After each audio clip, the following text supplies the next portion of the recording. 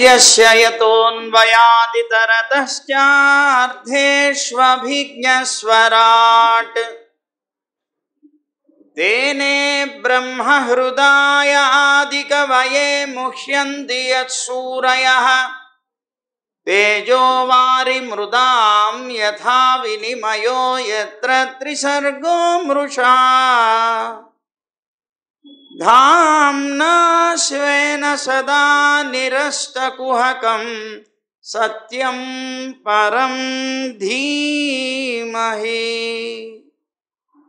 ధర్మః ప్రోజ్జితకైతవోత్ర పరమో నిర్మత్సరాణాం సతాం వేద్యం వాస్తవమత్ర వస్తు శివదం తాపత్రయోన్మూలనం.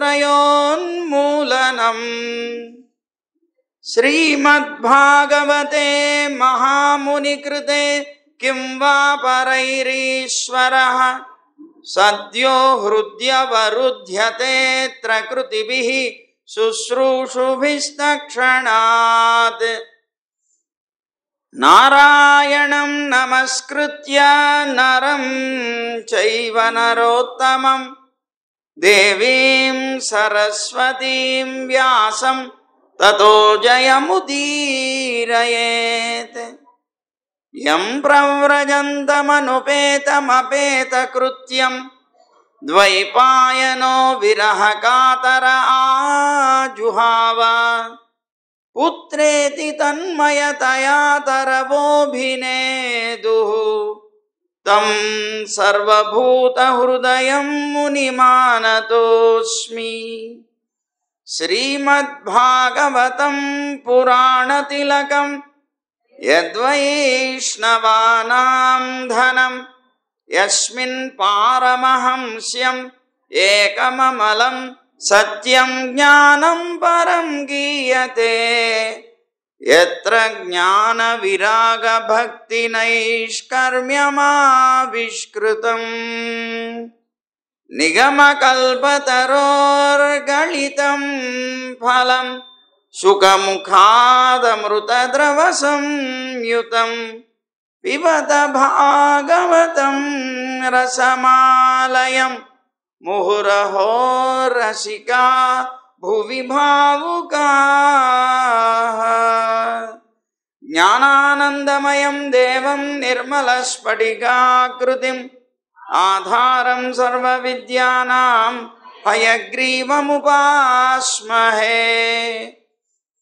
శ్రీరంగసింహగిరిదేశికపాదసేవా ప్రాప్తాఖిల ద్రవిడ వేద రహస్య జాతం శ్రీగౌతమాన్వయజమాశ్రిత పాలదేశికమహం శరణం ప్రపద్యే. సంసారసాగరే మగ్నం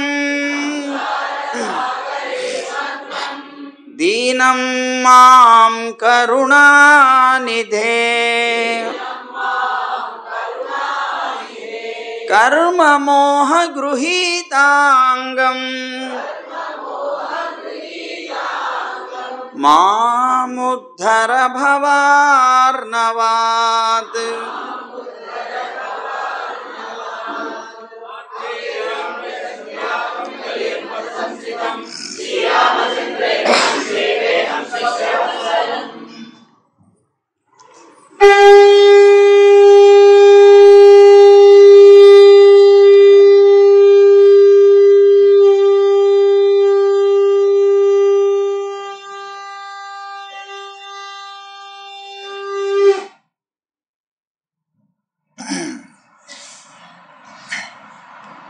జై గోవింద.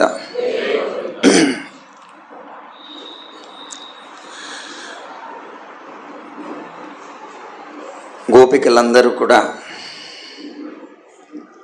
కృష్ణుడి మీద అత్యంతమైనటువంటి ప్రీతి కలిగినటువంటి వారై ఉన్నారు.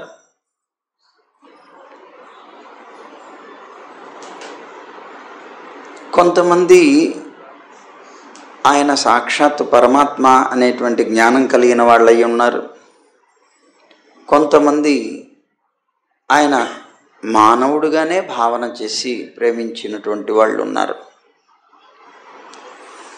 అలాంటి వాళ్ళకి ప్రధానంగా చెప్పుకుంటే మనం మూఢభక్తి అని అంటాం. మనం మూఢభక్తి, ఈ మూఢభక్తి చాలా గొప్పది. యథార్థంగా మూఢభక్తిలో ఎలా ఉంటుంది అంటే ఇంకా అది తప్ప ఇంకొకటి ఏది కూడా ఉండదు. అలాంటి మూఢమైనటువంటి భక్తి కలిగినటువంటి కొంతమంది గోపికలు కూడా ఉన్నారు. సరే, వీళ్ళందరూ కృష్ణుడి యొక్క సౌందర్యానికి, ఆయన చేష్టలకి అన్నిటికీ కూడా మోహితులైనటువంటి వారే. ఒకసారి కృష్ణుడు వచ్చాడు గోపికల దగ్గరికి. మరి నేను ముత్యాల పంట పండిస్తాను, నాకు ముత్యాలు ఇస్తారా అని అడిగాడు. వీళ్ళకి అర్థం కాలేదు. ముత్యాల పంట పండించడం ఏమిటి? ముత్యాలు ఎక్కడైనా పండుతాయా? వీళ్ళకి అర్థం కాలేదు. ఏమిటి నువ్వు వెర్రివాడివే మమ్మల్ని వెర్రివాడిని చేస్తున్నావా? ముత్యాలు ఎక్కడైనా పండుతాయా? ఓపో అన్నారు వీళ్ళు. లేదు లేదు, నేను పండిస్తాను, నిజంగా పండిస్తా, ముత్యాలు పండిస్తాను నేను, నాకు మీరు ముత్యాలు ఇవ్వండి చూడండి కావాలంటే అన్నాడు. వీళ్ళు నమ్మలేదు. నమ్మకపోగా అన్నారు, ముత్యాలు లేవు, గిత్యాలు లేవు, ముత్యాలు పండుతాయి ఎక్కడైనా, పోపో అని గెంటేశారు బాబు. మళ్ళీ అన్నాడు కృష్ణుడు, ఇదిగో మళ్ళీ మీరు నన్ను కనుక ముత్యాలు అడిగారంటే నేను ఇవ్వను సుమి అన్నాడు. ఇవ్వక్కర్లేదు పో అన్నాడు. వచ్చేసాడు. గోపికలు ఎవరు ఇవ్వన్నారు కదా, అమ్మ దగ్గరకు వచ్చాడు. అమ్మ దగ్గరకు వచ్చి అమ్మ చెంగు పట్టుకొని గారాబాలు ఆడుతున్నాడు. ఏంటన్నా నీకేం కావాలి అడిగింది అమ్మ. అమ్మ నాకు ముత్యాలు కావాలి, ఇవ్వవా అన్నాడు. అరే నీకన్నా నాకెవరు గొప్ప, ఏం పర్వాలేదు తీసుకెళ్ళు నాన్న అంటూ గుప్పెళ్ళు గుప్పెళ్ళు తీసిపోసింది. చక్కగా తన బట్ట పట్టాడు, ముత్యాలన్నీ పట్టుకున్నాడు, బయలుదేరి వెళ్ళిపోయాడు. ఎగురుకుంటూ గంతులేసుకుంటూ వెళ్ళాడు. గోపబాలురందరినీ పిలిచాడు. రండి రండి, స్తోకకృష్ణ, శ్రీదామా అంటూ పిలిచాడు. వాళ్ళందరూ వచ్చారు. వచ్చిన తర్వాత వాళ్ళతో అన్నాడు, వాళ్ళ ముత్యాల పంట పండిద్దాం అన్నాడు. వాళ్ళకి అర్థం కాలేదు. ముత్యాల పంట పండించడం ఏంటి కృష్ణ అన్నారు. అంటే మీకెందుకు, నేను చెప్పింది చేయండి అన్నాడు. ఏం చేయమంటావు? అదిగో ఇలా రండి, మేము తీసుకెళ్తాను ఒక మైదానానికి, ఆ మైదానంలో మీరందరూ కూడా తవ్వాలన్నాడు. దేనికి? పంట పండించాలి కదా, దున్నాలి కదా, మరి అంతా దున్నండి అన్నాడు. అనేటప్పటికీ గోపవాళ్ళందరూ పట్టుకున్నారు, ఆ నాగళ్ళు పట్టుకొని మొత్తం దున్నారు. దున్నిన తర్వాత అమ్మ ఇచ్చినటువంటి ముత్యాలన్నీ వెదజల్లాడు దాన్ని. మరి ముత్యాలు అయితే పోసాం కానీ నీళ్లు కావాలి కదా పంట పండాలంటే అన్నారు. నిజమే, నీళ్లు కావాలి కదా, నేను తెప్పిస్తానన్నాడు. ఎలాగా అన్నాడు. పక్కన ఇది ఒక పెద్ద ఒకటి సరస్సు తవ్వండి అందరని, చెరువు తవ్వండి అన్నాడు. గోపాలందరూ కూడాను తవ్వారు. చాలా పెద్ద సరస్సు ఒకటి వచ్చేసింది, చెరువు వచ్చేసింది. రాగానే కృష్ణుడు అలా కూర్చొని నదులన్నిటినీ కూడాను ఒకసారి ధ్యానం చేశాడు. ఎప్పుడైతే నదులన్నిటినీ ధ్యానం చేశాడో నదులన్నీ కూడాను వచ్చాయి, ఆహ్వానించగానే అవన్నీ వచ్చాయి, వచ్చి ఈ చెరువులో చేరాయి. నదులన్నిటి యొక్క జలం చేత అది పూర్ణమైపోయింది. వెంటనే దీనికి కాలువలు కట్టేశారు. ఆ నీళ్ళన్నీ ఇక్కడికి వచ్చేసాయి. మొత్తం భూమి అంతా కూడా తడిసింది. తడిసిన తర్వాత నెమ్మదిగా ఇవాళ వెళ్ళిపోదాం, రేపటి నుంచి మొక్కలు వస్తాయన్నాడు. అసలు ముత్యాలు వేస్తే పండటమే విచిత్రం. సరే అన్నారు, వీళ్ళందరూ వెళ్ళిపోయారు. వెళ్ళిపోయిన తర్వాత ఇవన్నీ గమనిస్తున్నారు గోపికలన్నీ. ముత్యాలు అడిగాడు, ముత్యాలు ఏదో పంట పండిస్తాట, ఏమిటో చూద్దాం అని చెప్పి పాపం అక్కడ అటు ఇటు తిరుగుతూ అన్నీ గమనిస్తున్నారు వీళ్ళు. సరే వీళ్ళు వేశారు, మర్నాడు వెళ్ళిపోయారు. మర్నాడు వచ్చారు. వచ్చేప్పటికే చిన్న చిన్న మొలకలు వచ్చినాయి. అర్రే మొలకలు వచ్చినాయి. ఈ గోపికలు చూశారు. వీళ్ళకి ఆశ్చర్యం వేసింది, నిజంగానే ముత్యాలు పండుతాయా, మేము ఇంత ముడుగు తెలియదే మాకు అనుకున్నారు వీళ్ళు. వెంటనే పరుగులు ఎత్తుకుంటూ వెళ్ళారు రాధమ్మ దగ్గరికి. రాధమ్మ దగ్గరికి వెళ్ళి రాధకి చెప్పారు, మా రాధ ఏమిటన్నా కృష్ణుడు ముత్యాల పంట పండిస్తున్నాడే, మనల్ని ముత్యాలు అడిగాడు కదా, మరి మనం ఇవ్వమన్నాం కదా, ముత్యాలు ఎక్కడైనా పండుతాయా అని వెర్రివాడు అనుకున్నాం మనం. తీరా తీసేపటికే ముత్యాలు పండిస్తున్నాడు. ముత్యాలు పండినాయా? అదిగో వచ్చినాయమ్మా, మొలకలు కూడా వచ్చినాయి, మేమే కళ్ళతో చూసి వచ్చాం, దాదా నువ్వు కూడా రా అన్నారు, చూపించారు. చూసి ఆశ్చర్యపోయింది రాధాదేవి. ముత్యాలు పండుతాయా? సరే అయితే మీకందరికీ నేను కదా నాయకురాలిని, నేను చెప్పింది మీరు చేయండి అన్నాడు. అంటే అలాగే అమ్మా, నువ్వు ఎలా చెప్తే అలా చేస్తావు అన్నారు. ఏం చేశాడు కృష్ణుడు? మొత్తం దున్నించాడమ్మా. మీరు కూడా దున్నండి అన్నది. పక్కనంతా స్థలం అంతా దున్నారు. దున్నిన తర్వాత ఇంకా ఏం చేశాడు? అదిగో ఆ ముత్యాలన్నీ తెచ్చాడమ్మా. ఎక్కడి నుంచి తెచ్చాడో ఇంత పెద్ద రాశి తీసుకొచ్చాడు, నిండా చల్లాడమ్మా. అయితే తీయండి, మీ మెళ్ళలో ఉన్నటువంటి ముత్యాలన్నీ తీయండి అన్న. మొత్తం అందరూ ముత్యాల మాలలన్నీ తీశారమ్మా. మరి మా అత్త వాళ్ళు కొడతారేమో, అది మొక్కలు వచ్చినాయి కదా, పండినాయి కదా, మనం వేస్తే కూడా పండుతాయి, ఇంకా ఎక్కువ ముత్యాలు వస్తాయి, మీ అత్త వాళ్ళు బోల్డ్ ఆనందపడిపోతారు అన్నారు. సరే అన్నారు. పాపం రాధాదేవి చెప్పిందని మొత్తం తీశారు. తీసి ముత్యాలన్నీ కూడా ఒక చోట పోగేశారు. పోగేసి వాళ్ళు దున్నినటువంటి ప్రాంతంలో అంతా చల్లారు. అమ్మ మరి నీళ్లు కావాలి కదా అన్న. కృష్ణుడు ఏం చేశాడు? అది ఆ పక్కన అంతా పెద్ద చెరువు తవ్విచ్చాడు. తవ్వండి మీరు కూడా. పాపం తవ్వారు వీళ్ళందరూ, కష్టపడి చెమటలు గారుతూ పాపం అదంతా తవ్వారు. తవ్విన తర్వాత నీళ్ళు ఎక్కడి నుంచి వస్తాయి? మరి ఏం చేశాడు కృష్ణుడు? ఏమోనమ్మా, ధ్యానం చేస్తూ కూర్చున్నాడు, నదుల్ని ధ్యానం చేశాడేమో, నదులన్నీ వచ్చేసాయి. ఏం పర్వాలేదు, నేను కూడా చేస్తాను అన్నది. రాధాదేవి కూర్చుంది. ఎంతసేపు ధ్యానం చేసినా నీళ్లు రావటం లేదు పాపం. మరి వాటికి నీళ్లు పోయకపోతే అవేలా మొలకెత్తవు కదా, మరి ఏం చేయాలి ఆలోచన చేస్తున్నారు పాపం వీళ్ళందరూ. రాధాదేమో తన ప్రయత్నం తాను చేస్తోంది. చాలాసేపు అలా నదులన్నిటినీ కూడాను ప్రార్థిస్తూనే ఉంది, అర్థిస్తూనే ఉంది. అమ్మా రండి రండి రండి అని రావట్లేదు. చివరికి పాపం ఏం చేయాలో తెలియక కృష్ణుడి పాదాలనే స్మరించింది రాధాదేవి. కృష్ణయ్య, నా పరువు నిలబెట్టవయ్యా, ఇదో ఇప్పుడు నీళ్లు రావడం లేదు, నీళ్లు రాకపోతే గోపికలందరి ముత్యాలన్నీ వ్యర్థం అయిపోతాయని చల్లించేశాను, ఇప్పుడు నువ్వేమో మొలకించేసావు, నిన్ను చూసి పట్టుదలగా నేను కూడా చేద్దాం అనుకున్నాను అని మనస్సులోనే కృష్ణుడిని ప్రార్థన చేసుకుంది. నువ్వు ఎలాగైనా చేయవయ్యా, నీళ్లు తెప్పించవయ్యా. సరే కృష్ణుడు నవ్వి వెంటనే తనకుండేటువంటి తాను తవ్వినటువంటి కుండం ఏదైతే ఉందో ఆ కుండం నుంచి దానికి ఒక చిన్న మార్గం పెట్టాడు. ఎప్పుడైతే మార్గం పెట్టాడో ఈ మార్గం నుంచి అలా వెళ్ళిపోయాయి నీళ్లు, దాంట్లో చేరిపోయిన తర్వాత రాధాదేవికి తెలియదు పాపం. అలా ధ్యానంలో కూర్చొంది, వాళ్ళందరినీ ఆహ్వానిస్తోంది. అమ్మ నీళ్ళు వచ్చేసినాయే అన్నారు వీళ్ళందరూ కూడా. నదులన్నీ వచ్చేసాయి, నేను ధ్యానం చేశాను, పర్వాలేదు అనుకున్నది బాబు. సరే అయిపోయిన తర్వాత నీళ్ళు వచ్చాయి, నీళ్ళన్నీ పెట్టారు, తడి మొత్తం అంతా తడిసిపోయింది. సరే తడిసింది, మనం కూడా చూద్దాం, మనం రేపు వచ్చి అన్నారు.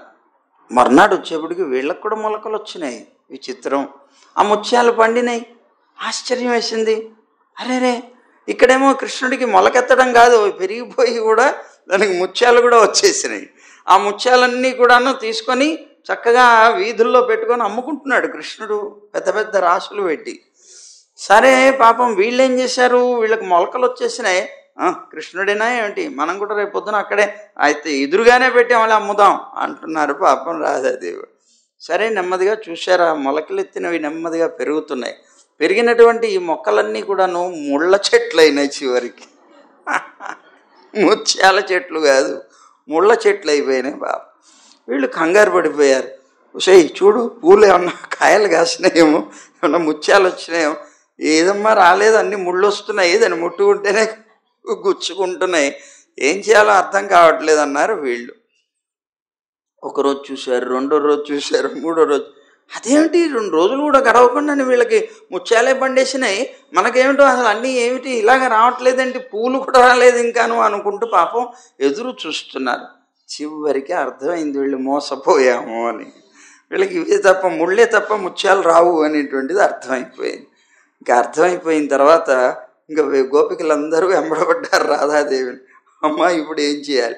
ఇళ్ళకి వెళితే అత్తలు తన్ని తగలేస్తారు, మా ముత్యాలన్నీ పోయాయి, మీకు వంశ పారంపర్యంగా వస్తున్నటువంటి హారాలన్నీ ఇచ్చాం, ఇవన్నీ నాశనం చేశారని వాళ్ళు గొడవ చేస్తారు, ఇప్పుడు ఏం చేయాలి అని అంటే, ఇప్పుడు రాధాదేవి అంది, మరి ఇంకేం చేస్తాం, అదిగో ఆ నల్లనయ్య దగ్గరికి వెళ్ళి అడుక్కోవాల్సిందే, తప్పదన్నారు. పాపం ఆయన దగ్గరికి వెళ్ళి అడుక్కోకుండా తప్పదని చెప్పి ఆయన అమ్ముకుంటున్నాడు. ముత్యాలో ముత్యాలో అంటున్నాడు, ఎవరికి కావాలి ఎవరికి కావాలంటున్నాడు పాపం అక్కడ నిలబడి. వీళ్ళు వెళ్ళారు నెమ్మదిగా అడుగు వేసుకుంటూ సిగ్గుపడుతూ పాపం అక్కడికి వెళ్ళి కృష్ణ అని పిలిచారు. ఏంటి ఏం కావాలి? ముత్యాలు కావాలయ్యా. ముత్యాలు కావాలా?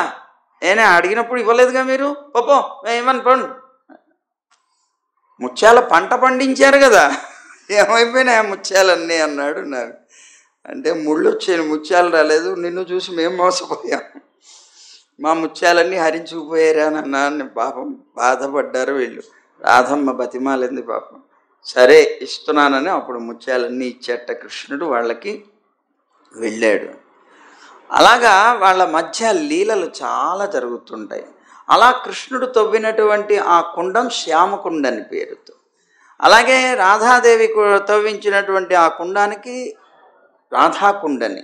ఈ రాధాకుండు శ్యామకుండు ఈ రెండూ కూడా ఈ గోవర్ధనగిరి పరిక్రమలో వస్తాయి. మనకి గోవర్ధనగిరి పరిక్రమ చేస్తున్నప్పుడు రాధాకుండు శ్యామకుండు రెండు వస్తాయి అన్నమాట. అక్కడ మనం అది సేవించుకోవచ్చు. అక్కడ మధ్యలోంచి కృష్ణుడు రాధాకుండికి పెట్టినటువంటి ఆ మార్గం కూడా నీళ్లు వెళుతూ ఉండేలాగా.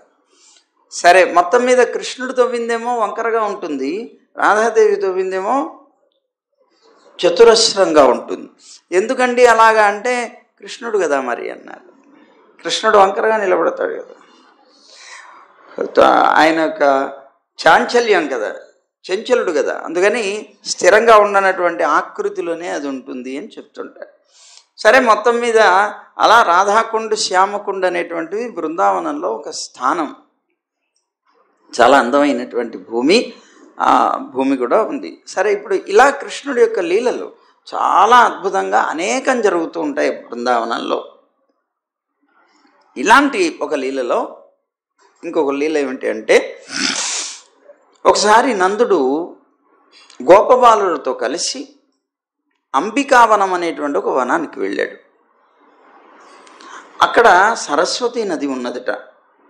అది బృందావనంలోనే అంబికావనం అనేటువంటి ఒక వనం. బృందావనం అంటే వనాలకి పక్కన, బృందావనం పక్కనగా ఉండేటువంటిది.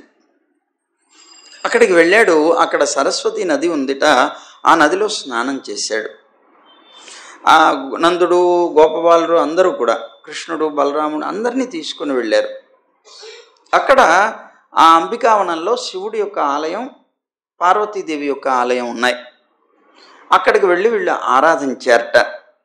ఆ తర్వాత బ్రాహ్మణులకి, గోవులకి సువర్ణాలు, వస్త్రాలు అనేక రకాలుగా దానం చేశారట. సరే, అక్కడ ఒక 3 రోజుల పాటు ఉండాలి, వ్రతం పట్టి వ్రత దీక్షతో అక్కడ ఉండాలి అని అనుకున్నారు వీళ్ళందరూ. అనుకున్నటువంటి నందుడు మొదలైనటువంటి వారు జలం మాత్రమే, అంటే నీరు మాత్రమే త్రాగి అక్కడ వ్రత దీక్ష పట్టారు, ఉపవసించారు. ఆ రోజు రాత్రి చక్కగా నిద్రపోయారు అందరూ కూడా. ఆ నిద్రిస్తున్నటువంటి సమయంలో బాగా ఆకలి పొంది ఉన్నటువంటి ఒక పెద్ద సర్పం అక్కడికి వచ్చిందిట. ఆ మహాసర్పం ఎవరికి కనపడకుండా అకస్మాత్తుగా ఆ వనంలోకి వచ్చి బాగా నిద్రలో ఉన్నటువంటి నందమహారాజును పట్టేసింది. ఆ నందమహారాజును పట్టేటప్పటికే దాని పట్టు నుంచి ఈయన వదిలించుకోలేకపోయారు. విడబడలేకపోయి పెద్దగా అరుస్తున్నారు, కృష్ణ కృష్ణ, నాయనా నన్ను రక్షించు రక్షించు రక్షించు అని పెద్దగా కేకలు పెడుతున్నారు ఈయన. ఎప్పుడైతే ఈయన కేకలు పెడుతున్నారో అప్పుడు గోపబాలులందరూ కూడా కేకలు విని లేచారు. లేచి పరిగెట్టుకుంటూ వచ్చారు. వచ్చి చూసేటప్పటికే ఈ నందుణ్ణి పట్టేసి ఉన్నాడు, మింగేస్తున్నాడు ఈ సర్పం. చాలా కంగారు పుట్టింది గోపబాలులందరికీ. వెంటనే కట్టెలు కాల్చి తీసుకుని వచ్చి కాల్చినటువంటి కట్టెలతో దాన్ని కొట్టడం ప్రారంభించారు ఆ సర్పాన్ని.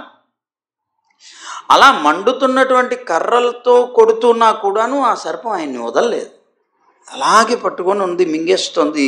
ఆ తింటున్నటువంటి సర్పాన్ని చూసి భయపడి వీళ్ళందరూ కూడా కృష్ణుడిని పిలిచారు. ఇంకా కృష్ణ కృష్ణ అని గట్టిగా పిలిస్తే పరిగెట్టుకుంటూ కృష్ణుడు వచ్చాడు. ఏమిటన్నాడు? ఇదిగో ఇది పరిస్థితి చూడవయ్యా అన్నారు. అలా ఆయన యొక్క సర్పం యొక్క నోట్లో ఉన్నటువంటి నందుడిని చూశాడు కృష్ణుడు. సరే అన్నాడు. సర్పం దగ్గరికి వెళ్ళాడు. తన యొక్క పాదాలతో అతన్ని ఒక్కసారి అలా స్పృశించాడు. ఆ సర్పాన్ని తన పాదంతో ఒక్కసారి అలా స్పృశించాడు. వెంటనే అతని యొక్క పాద స్పర్శ తగలడంతోనే ఆ సర్పం అదృశ్యం అయిపోయింది. అక్కడ విద్యాధర రూపంతో ఒక వ్యక్తి నిలబడ్డాడు. అతను సాక్షాత్తుగా కృష్ణ పరమాత్మకి పాదార విందాల యందు నమస్కరించాడు. చాలా గొప్ప తేజస్సుతో ఉన్నాడు. ఆ పురుషుణ్ణి అడిగాడు కృష్ణుడు, నువ్వెవరివి? ఇదేమిటి ఇంత అందమైనటువంటి శరీరం కలిగి కూడా ఇలాంటి సర్ప జన్మ ఎందుకు పుట్టావు? ఎందుకయ్యావు ఇలాగా అని అడిగాడు పాపం అతన్ని. అడిగితే అప్పుడు తన చరిత్ర చెప్పాడు ఆ సర్పరాజు. నా పేరు సుదర్శనుడు అని అంటారు. సుదర్శనుడు అని పేరు కలిగినటువంటి ఒక విద్యాధరుణ్ణి నేను. ఒకసారి నాకు చాలా గొప్ప సౌందర్యం కలిగినటువంటి వాణ్ణి అవడం చేత మహా అహంకారం వచ్చింది నాలో. విమానంలో బయలుదేరి వెళుతున్నాను. అన్ని దిక్కుల్లోనూ సంచరిస్తున్నాను నేను. అన్ని దిక్కుల్లో సంచరిస్తున్నటువంటి నాకు అంగిరస గోత్రికులైనటువంటి వారు, బాగా అందవికారంగా ఉన్నటువంటి కొంతమంది ఋషులు కనిపించారు. వారి యొక్క అందవైకల్యాన్ని చూసి నేను బాగా విరగబడి నవ్వాను. నాకు సౌందర్యం యొక్క అహంకారం చేత ఎదుటి వాడిని చూసేటప్పటికే చాలా అహంకారంతో నవ్వాను. సహజం ఇది. లోకంలో చాలామంది ధనవంతులైనటువంటి వారు బీదవాళ్ళని హేళన చేస్తారు. అందం ఉన్నటువంటి వాడు అందం లేనివాడిని హేళన చేస్తాడు. ఇలాంటివి గర్వం వల్ల జరిగేటువంటివి. ఆ గర్వం చేత నేను అలా చేశాను. ఎప్పుడైతే నేను అలా చేశానో వెంటనే వాళ్ళకి కోపం వచ్చింది. నువ్వు నా నీ యొక్క రూపాన్ని చూసి గర్వించి మా రూపాలని చూసి హేళనగా పెద్దగా నవ్వావు కనుక నువ్వు సర్పజన్మనెత్తుతావు పో అని శపించారు నాకు. ఎప్పుడైతే వాళ్ళు అలా శపించారో అప్పటి నుంచి కూడా ఈ సర్పజన్మనెత్తాను నేను. అయితే వాళ్ళని ప్రార్థించాను, స్వామి నేను ఏదో అపరాధం చేశాను, నా అహంకారం చేత చేయబడినటువంటిది, నన్ను రక్షించండి, క్షమించండి అని ప్రార్థిస్తే వారు నాకు ఇది ఇచ్చారు. ఏమని చెప్పారు? రాబోయేటువంటి 28వ ద్వాపర యుగంలో సాక్షాత్తు పరమాత్మ నందుడి ఇంట్లో పెరుగుతాడు. ఆ పెరిగినప్పుడు ఆ నందుణ్ణి నువ్వు పట్టుకో. అతన్ని నువ్వు పట్టుకొని అతన్ని ఎటువంటి పరిస్థితుల్లో ఎన్ని కష్టాలు వచ్చినా సరే వదలకపోతే కృష్ణుడు వచ్చి నిన్ను తప్పనిసరిగా అతని యొక్క పాదస్పర్శతో విముక్తిని కలిగిస్తాడు అని నాకు వరం ఇచ్చాడు. ఆయన ఇచ్చినటువంటి ఆ శాపం ఈవేళ నాకు వరంగా పరిణమించిందయ్యా, నేను చాలా సంతోషిస్తున్నాను అని. నీ యొక్క పాదస్పర్శ తగలడం నా జన్మలో నేను చేసినటువంటి సాధనల వల్ల ఇది జరుగుతుందని నేను అనుకోను. నేను అంతటి వాణ్ణి కాదు. నీ యొక్క స్పర్శ, నీ యొక్క దర్శనం కలిగించుకునే అంత గొప్ప తపస్సంపన్నుణ్ణి కాదు. అలాంటి నాకు ఆయన యొక్క శాపం వరంగా పరిణమించి నీ దర్శనం అయింది, నీ స్పర్శనం అయింది, ఇంతకన్నా నాకు భాగ్యం ఇంకోటి లేదు, నేను నిన్ను శరణాగతి చేస్తున్నాను అని అన్నాడు. అని ఆయన్ని ప్రార్థించి నేను నా లోకానికి వెళతాను, నువ్వే నాకు దిక్కు, ఎక్కడున్నా సరే నీ యొక్క పాదార విందాలని విస్మరించకుండా ఉండేటువంటి భాగ్యాన్ని కలిగించవయ్యా అని ప్రార్థించి అక్కడి నుంచి వెళ్ళిపోయాడు. ఊహించనటువంటి శక్తి కలవాడు పరమాత్మ. అలాంటి ఆ పరమాత్మని దర్శించడం వల్ల బ్రాహ్మణ శాపం నుంచి విముక్తి పొందాడు ఇతను. ఎందుకంటే లోకంలో అన్నిటికన్నా భయంకరమైనటువంటిది ఏదైనా ఉంది అంటే అది బ్రాహ్మణ శాపమే. ఆ బ్రాహ్మణ శాపం ఎప్పుడు వ్యర్థం కాదు. అలాంటి ఆ శాపం నుంచి విముక్తి పొందాలి అంటే భగవంతుని యొక్క అనుగ్రహం తప్ప మరి ఇంకొకటి ఏది లేదు. కనుక అలాంటి నీ యొక్క దీన్ని నేను పొందాను అని ఆయనకి ప్రదక్షిణ నమస్కారాలు చేసి అక్కడి నుంచి వెళ్ళిపోయాడు. ఇక ఆ నందుడు కూడా ఆపద నుంచి విముక్తిని పొందాడు. వ్రజపురం వాసులందరూ కూడాను ఆ అంబికావనంలో 3 రోజుల పాటు నివసించారు. వాళ్ళు అనుకున్నట్టుగా 3 రోజులు దీక్ష చేయాలనుకున్నారు, చేశారు. నియమాలన్నింటినీ కూడా పూర్తి చేశారు. ఆదరంతో అందరూ కూడాను ఈ మహా ఆపదని నందుడికి తప్పించినందుకు ఆ ఉన్నటువంటి గోకుల వాసులందరూ కూడాను కృష్ణుని గొప్పగా స్తోత్రం చేశారు. చేసి 3 రోజులు అయిపోయిన తర్వాత వ్రజపురానికి తిరిగి వచ్చేసారు. ఆ తర్వాత జరిగినటువంటి దానికన్నా ముందు ఇదిగో ఈ ఉన్నటువంటి సుదర్శనుడు అని చెప్పబడేటువంటి వాడు అతని యొక్క పూర్వజన్మ తానే చెప్పేసుకున్నాడు, ఇదో సర్పం అని. ఇక్కడ కాలసర్పం అనేటువంటిది ఈ సర్పం. నందుడు అని అంటే మనకి సంబంధించినటువంటి మానవ జన్మలో నంద అనేటువంటి శబ్దానికి ఆనందం అని అర్థం. ఈ కాలసర్పం అనేటువంటిది మన యొక్క ఆనందాన్ని మింగేస్తుంది. మన ఆనందం దేని వల్ల కలుగుతుంది? పరమాత్మ వల్ల కలుగుతుంది. ఎప్పుడైనా సరే మనం అంటే భక్తుడి యొక్క విషయం చెప్పడం ఇది. లోకంలో ఉండే సామాన్యమైనటువంటి ఆనందం ఎటు ఆనందం కాదు, అది దుఃఖమే కనుక దాన్ని ఆనందం అనే పేరుతో పిలవాల్సిన అవసరమే లేదు. ఇక భగవత్ సంబంధమైనటువంటి విధానంలో ఆనందాన్ని అనుభవిస్తున్నటువంటి వ్యక్తిని ఈ కాలసర్పం అనేటువంటిది పట్టుకునే ప్రయత్నం చేస్తుంది. ఈ కాలసర్పం అనేటువంటిది పట్టుకునే ప్రయత్నం చేసినప్పుడు దాన్ని దాటిస్తాడు పరమాత్మ. అందుకే భగవంతుణ్ణి ఆశ్రయించినటువంటి వాడిని కాలుడు కూడా ఏమీ చేయలేడు అని అంటారు. అందుకే యమధర్మరాజు యొక్క అధీనం నుంచి తప్పించుకుని పరమాత్మ యొక్క పాదార విందాలని పొందుతారు. ఇక్కడ ఈ సుదర్శనుడు అని చెప్పబడేటువంటి ఈ సర్పం వచ్చి అతన్ని మింగడానికి ప్రయత్నం చేస్తూ ఉంటే దాన్ని ఆయన యొక్క పాదస్పర్శ చేత నాశనం చేశారు, నందుడికి విముక్తి కలిగించారు. అలాగే మనకు కూడా మనమందరం అంటే ఆనందాన్ని అనుభవిస్తున్నటువంటి భాగవతోత్తములైనటువంటి వాళ్ళు అంటే నందగోకుల వాసులు ఎవరైతే ఉన్నారో ఆ గోకుల వాసులందరూ కూడా ఆనందాన్ని అనుభవిస్తున్నప్పుడు అనేక మంది రాక్షసులు అంటే అనేక విషయాలనేటువంటి పరంపర వచ్చి ఆ ఆనందాన్ని చెడగొట్టాలని ప్రయత్నం చేస్తున్నప్పుడు ఆ సాక్షాత్ పరమాత్మ యొక్క పాద స్పర్శ తగిలి అవన్నీ కూడా నాశనం అయిపోతాయి. అంటే మనలో ఉండేటువంటి ఈ రాక్షస మూకంతా గోకులం అంటే శరీరం అనుకున్నాం, దాని మీద పడేటువంటి పూతన శకటాసురుడు మొదలైనటువంటి రాక్షస మూకంతా కూడా విషయ పరంపరలు. ఆ విషయ పరంపరలతో పాటు కాలం అనేటువంటి సర్పం మనని మింగడానికి సిద్ధంగా ఉంటుంది. వీటన్నిటి నుంచి కూడాను మనం విముక్తులం కావాలి అంటే మన హృదయానికి పరమాత్మ యొక్క పాద స్పర్శ కావాలి. ఆ పరమాత్మ యొక్క పాద స్పర్శ కనుక తగిలినట్లయితే అప్పుడు మనకి కాలుడి యొక్క భయం పోతుంది, మనం ఆ కాలుడి నుంచి విముక్తి పొంది సుఖంగా మళ్ళీ గోకుల వాసులుగా బ్రతుకుతాం మనం అనేటువంటిది ఇందులో కనిపిస్తుంది. సరే, ఇది అయిపోయిన తర్వాత వీళ్ళందరూ తిరిగి వచ్చేసారు. ఒకరోజు పూర్ణిమ వచ్చింది, అద్భుతం. దాన్ని హోళీ పూర్ణిమ అంటుంటాం చూడండి, ఆ హోళీ పూర్ణిమ అన్నమాట. ఆ పూర్ణిమ వచ్చింది. ఆ పూర్ణిమ వస్తే కృష్ణుడు బలరాముడు ఇద్దరు కూడాను వ్రజపురంలో ఉండేటువంటి స్త్రీలందరితో కలిసి రాత్రి వేళ వనవిహారం చేస్తున్నారు. అప్పుడు వాళ్ళిద్దరూ కూడాను చాలా అందంగా అలంకరించుకున్నారట. ఇదో మన కృష్ణుడిలాగా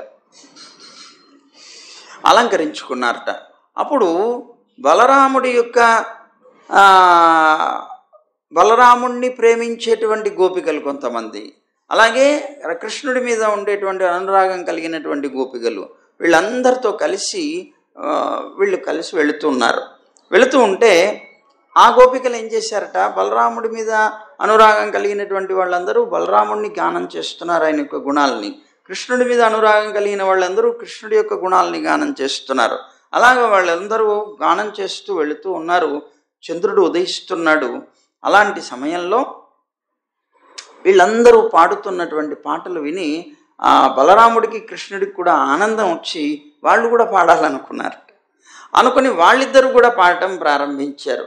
ఎంతో మధురమైనటువంటి కంఠంట, ఎంతో అందంగా పాడుతున్నట్ట పరమాత్మ. ఆయన పాడుతుంటే సర్వ ప్రాణులకు కూడా మంగళం కలుగుతోందిట. అంతటి మంగళం కలిగించేటువంటి ఆ అద్భుతమైనటువంటి సంగీతాన్ని విని గోపికలు మూర్ఛపోయారట. గోపికలందరూ మూర్ఛపడిపోయారట.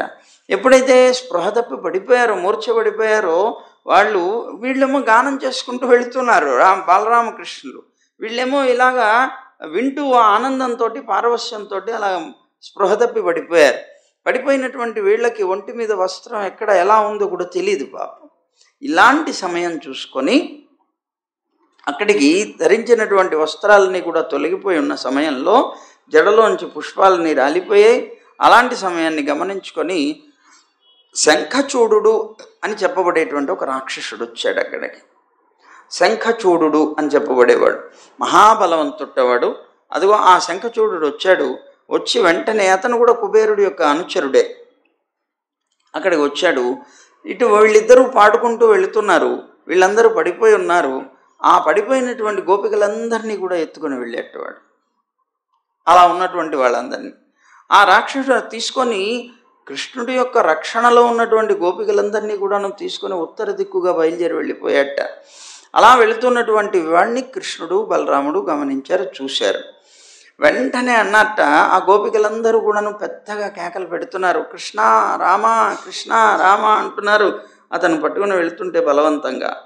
అప్పుడు ఇంకా వాళ్ళు ఒక్కసారి బలరామకృష్ణులు ఇద్దరు కూడాను చూసి మీరేం భయపడకండి నేనున్నానని చెప్పి బయలుదేరాట. ఆ రామకృష్ణులు ఇద్దరు కూడా సాల వృక్షాలు పట్టుకున్నారట, అంటే మద్ది చెట్లు. ఆ మద్ది చెట్లను వెరక్కొట్టి పట్టుకొని మహావేగంతో కుబేరుడి యొక్క అనుచరుడైనటువంటి శంఖచూడు దగ్గరికి వెళ్ళి అతన్ని పరిగెట్టుకుంటూ వెళ్ళారట అతన్ని చంపడానికి. అలా వెళుతూ ఉండేటప్పటికి వీళ్ళిద్దరిని చూసి ఒకసారి భయం చేత వాళ్ళు పట్టుకున్నటువంటి గోపికలందరినీ అక్కడ వదిలేసేసి అతను పరిగెట్టాడు. అతను పరిగెడుతూ ఉన్నప్పుడు బలరాముడిని కృష్ణుడు ఏం చేశాట, నువ్వు బలరామ ఇక్కడే ఉండు, నేను వెళ్ళొస్తాను అతన్ని చంపడానికని. వీళ్ళందరికీ కొద్దిగా రక్షణగా ఉండమంటే అప్పుడు బలరాముడు వీళ్ళందరినీ రక్షిస్తున్నట్ట. కృష్ణుడు మాత్రం పరిగెట్టుకుంటూ వెళ్ళి ఆ శంఖచూడు దగ్గరికి అతన్ని వెంబడించి ఎంత దూరం పోయినా సరే అతను వెళ్ళి పట్టుకున్నట్ట. పట్టుకొని ఒకే ఒక్క పిడికిలి గుద్దుతో అతన్ని చంపేశాట. ఒక పిడికిలి గుద్దు కొట్టి చంపేశాట. వీడికి శంఖచూడుడికి జుట్టుముడిలో ప్రకాశించేటువంటి అద్భుతమైన మణి ఒకటి ఉన్నదిట. అతని జుట్టు ముడిలో ఉంటుందిట. ఇతన్ని చంపి ఆ మణిని తీసుకొచ్చేట. ఆ మణిని తీసుకొని వచ్చి తాను ఈ గోపికల్ని రక్షిస్తున్నటువంటి బలరాముడి దగ్గరికి వాళ్ళందరూ చూస్తుండగానే ఆ మణిని బలరాముడికి బహుమానంగా ఇచ్చేట. ఇది తీసుకోవయ్యా అని. అది శంఖచూడు యొక్క వధ. అయితే ఈ శంఖచూడు ఎందుకు ఇలా రాక్షసుడయ్యాడు, ఇతనికి కూడా శాపమే. ఇతని యొక్క పూర్వజన్మ చూస్తే ఇతను కుబేరుడి యొక్క సేవకుడు అని చెప్పుకున్నాం కదా. ఈ యక్షుడితోటి గదాయుద్ధంలో ఎవ్వరు కూడాను జయించలేరట. అంత గొప్ప అద్భుతమైనటువంటి గదాయుద్ధ సంపన్నుడ ఇతను. అయితే ఇతను ఏం చేశాట, ఒకసారి తిరుగుతూ ఎవ్వరు నాతో సాటి రాలేకపోతున్నారు, ఎవరైనా నాతో సమానమైనటువంటి గదాయుద్ధం చేయగల వాళ్ళు ఉన్నారా అని తిరుగుతూ ఉండేవట ఎప్పుడు దానికోసం అని. ఒకసారి నారదుడు ఎదురుపడ్డాట. నారదుడు ఎదురుపడితే నారదుడిని అడిగట, నారదా నాకు గదాయుద్ధంలో అద్భుతమైనటువంటి ప్రావీణ్యం ఉంది, నన్ను జయించగలవాడు కానీ నాతో సమానమైన వాడు కానీ ఎవరైనా ఉన్నారా చెప్పవయ్యా అని అడిగాట. నారదుడు అన్నట్ట, నాకు తెలిసి అయితే ఒకడు ఉన్నాడు అన్నట్టు. ఎవరు? కంసుడు అన్నట్టు. ఓ అలాగా అన్నట్ట. వెంటనే కంసుడి దగ్గరికి వచ్చేట. వచ్చి అతన్ని పెద్దగా అతన్ని ప్రోత్సహించేట. ఏమిటి నువ్వు చాలా గొప్పవాడివిటా గదాయుద్ధంలో, నాతో యుద్ధం చేసి గెలువు, నీ సంగతి ఏమిటో చూస్తానన్నట్టు. కంసుడికి మామూలుగానే అభిమానం ఎక్కువ, అహంకారం ఎక్కువ. ఆ అహంకారంతో ఇతనితో యుద్ధానికి వచ్చేట. చాలా పెద్ద యుద్ధం జరిగిందిట వీళ్ళిద్దరు. మహాభయంకరమైనటువంటి ఆ యుద్ధం జరుగుతుంటే ఇద్దరు ఒకళ్ళనొకళ్ళు కొట్టుకుంటున్నారు, కానీ ఎవరు గెలవడం లేదు, ఎవరు ఓడిపోవడం లేదు. అలా నడుస్తున్నటువంటి ఇది కొన్ని రోజుల పాటు అలా జరుగుతుంటే చిట్ట చివరికి గర్గ మహర్షి వచ్చి ఆపేశారు. గర్గ మహర్షి అన్నట్ట, కంసా నువ్వు ఇతన్ని జయించలేవు, ఇతను నువ్వు ఇద్దరు సమాన బలం కలిగినటువంటి వారు. సమాన బలం కలిగినటువంటి వారు కొట్టుకుంటే ఎంతకాలం పట్టినా ఇంతే ఉంటుంది, ఉపయోగం ఏమి ఉండదు దానివల్ల. అందువల్ల యుద్ధాన్ని ఆప్ చేసేసేయి, అతనితో నువ్వు స్నేహం చేయి అన్నాడు. అనడంతో ఇంకా అతనితో స్నేహం చేశారు. ఎందుకు? గర్గ మహర్షి వీళ్ళకి రాజపురోహితుడు కదా మరి. అందువల్ల అతను సలహా ఇచ్చేట, అయినా వద్దు, అతను యుద్ధం ఆపేసి చక్కగా అతనితో స్నేహం చేసుకో అన్నట్ట. అప్పటి నుంచి కూడా ఈ శంఖచూడుడితో తనకి స్నేహం కుదిరింది. ఎంతోమందిని రాక్షసుల్ని పంపించాడు వీడు. పంపించినా కూడాను ఏది సాధ్యం కావడం లేదు ఆ పిల్లవాడిని చంపడానికి. శంఖచూడుని కూడా పంపించాడు. వీడు మహాబలవంతుడు కదా, ఇదాన్ని పంపిస్తే ఏదైనా అవుతుందేమో అని. వీడు కాముకుడైనటువంటి వీడేం చేశాడు, అక్కడికి వచ్చి యుద్ధం చేయడం మానేసి ఈ గోపికల్ని ఎత్తుకుపోయాడు. ఈ గోపికల్ని ఎత్తుకొని వెళుతూ ఉంటే అప్పుడు చూసి కృష్ణుడు వాడిని చితకొట్టేశాడు. వీడికి అహంకారం కూడా ఈ మణి ఉండటం వల్ల. ఇలాగే మణి ఉండి అహంకరించినటువంటి వారు ఎవరు? అశ్వత్థామకు కూడా అలాగే మణి ఉండేది, అతనికి కూడా అహంకారం ఉండేది. అలాగా ఇతనికి అహంకారంతో ఇలా లోకంలో తిరిగాడు. అతని యొక్క అహంకారాన్ని పోగొట్టేశాడు. అతనికి మళ్ళీ ముక్తి కలిగించాడు కృష్ణ పరమాత్మ అని చెప్పారు. సరే, మొత్తం మీద అయితే ఇతనికి పూర్వజన్మ పుణ్య విశేషం ఏదైనా ఉంటేనే భగవంతుడితో యుద్ధం అవుతుంది, లేకపోతే అందరితో కాదు కదా. అలాంటిది అయింది. సరే, అయిపోయిన తర్వాత కృష్ణుడ్డ ఒకసారి సుఖ మహర్షి చెప్తున్నారు పరీక్షణ్ మహారాజుకి. కృష్ణుడు ఒకసారి పగటిపూట ఆవుల్ని మేపడం కోసం అని వనానికి వెళ్ళాడు. ప్రతిరోజు పగలపూట వెళ్తాడు. అలాగే ఒకరోజు వెళ్ళాడు. అలా వెళ్ళినప్పుడు కృష్ణగత ప్రాణులైనటువంటి వారు గోపికలందరూ కూడా కృష్ణగత ప్రాణులైనటువంటి గోపికలందరూ కూడా ఇంకా కృష్ణుడు లేనటువంటి ఆ సమయంలో కృష్ణ లీలలే వాళ్ళకి ఆధారంగా బ్రతుకుతూ ఉండేవాళ్ళు కనుక కృష్ణ లీలల్ని పాడుకుంటూ కష్టంగా ఆ దినాన్ని గడిపేవారట, పగలంతా గడిపేవారట, మళ్ళీ సాయంత్రం కృష్ణుడు వచ్చేదాకా. ఆ సమయంలో వీళ్ళందరూ కూడా యుగళ గీతం అని వాళ్ళు గానం చేశారట. ఆ గానం చేసినటువంటి వాటిలో కూడా కృష్ణుని ఇంకా ఏం ఉండదు. ఎక్కడ ఎప్పుడు గోపికలు ఏం చెప్పినా కృష్ణుడి యొక్క అద్భుతమైనటువంటి ఆ లీలల్ని గానం చేస్తూ ఉంటారు. ఇంకో మాట రాదు. మనకిలా 100 మాటలు ఉండవు వాళ్ళకి, అలా ఉంటుందన్నమాట. ఆ గోపికలు అన్నారట గానం చేస్తూ, ఒక గోపిక అంటుందట, గోపికలారా, కృష్ణుడు తన మృదువైనటువంటి వేళ్లతోటి ఆ వేణువు యొక్క రంధ్రాలని మూస్తూ తెరుస్తూ తన యొక్క పెదవులు ఏవైతే ఉన్నాయో అవి తాకుతూ ఉండగా ఆ వేణువుని మ్రోగిస్తూ ఉంటే ఆకాశంలో సంచరించేటువంటి సిద్ధవనితలు కూడా తమ తమ యొక్క భర్తలతో కలిసి ఉన్న ఆ వేణుగానాన్ని విని పక్కన భర్తలున్నారనేటువంటి విషయాన్ని కూడా మర్చిపోయి సిగ్గు కూడా లేకుండా వాళ్ళందరూ కూడా ఆ కృష్ణుడి మీద మోహంతో అలాగా ఆశ్చర్యంగా చూస్తూ ఆనందించారమ్మా. అదిగో చూడండి ఎలా ఆనందిస్తున్నారో, కృష్ణుడి యొక్క వేణుగానానికి మోహం చెందుతున్నారో చూడండి అని అన్నారట. అలాంటిది దేవతా స్త్రీలైనటువంటి వాళ్లే మోహం చెందుతూ ఉంటే మానవ కాంతలం మన యొక్క విరహం పడకపోవడానికి ఏమిటి? మన యొక్క విరహాన్ని ఎలా సహించగలం? వాళ్లే సహించట్లేదంటే మనం ఎలా సహించగలం అంటున్నారట. ఓ గోపికలారా, ఇంకొక ఆశ్చర్యకరమైన విషయం చెప్తున్నా అంటోందట ఇంకో గోపిక. ఏమిటిట అంటే, ముత్యాల హారాల చేత, ఇది ముత్యాల హారం కాదు, దీన్ని వైజయంతి మాల అంటారు, వైజయంతి పూసలు అంటారు. కానీ ఇలాంటివి చాలా ఇష్టంట కృష్ణుడికి. అక్కడ మోతి అని మన బృందావనంలో చెట్లుంటాయి తమాషాగా, దానికి ఉంటే గింజలన్నీ ముత్యాల్లాగానే ఉంటాయి.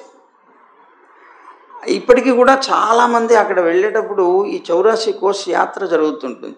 యాత్ర జరిగేటప్పుడు అక్కడక్కడ ఈ ముత్యాలకు సంబంధించి మోతి వృక్షాలు ఏవైతే ఉంటాయో వాటి దగ్గరికి వెళ్ళి అవన్నీ ఏరుకుంటారు. వాళ్ళు చాలా జాగ్రత్తగా పెట్టుకుంటారు, కృష్ణుడికి ఇష్టమైనటువంటివి.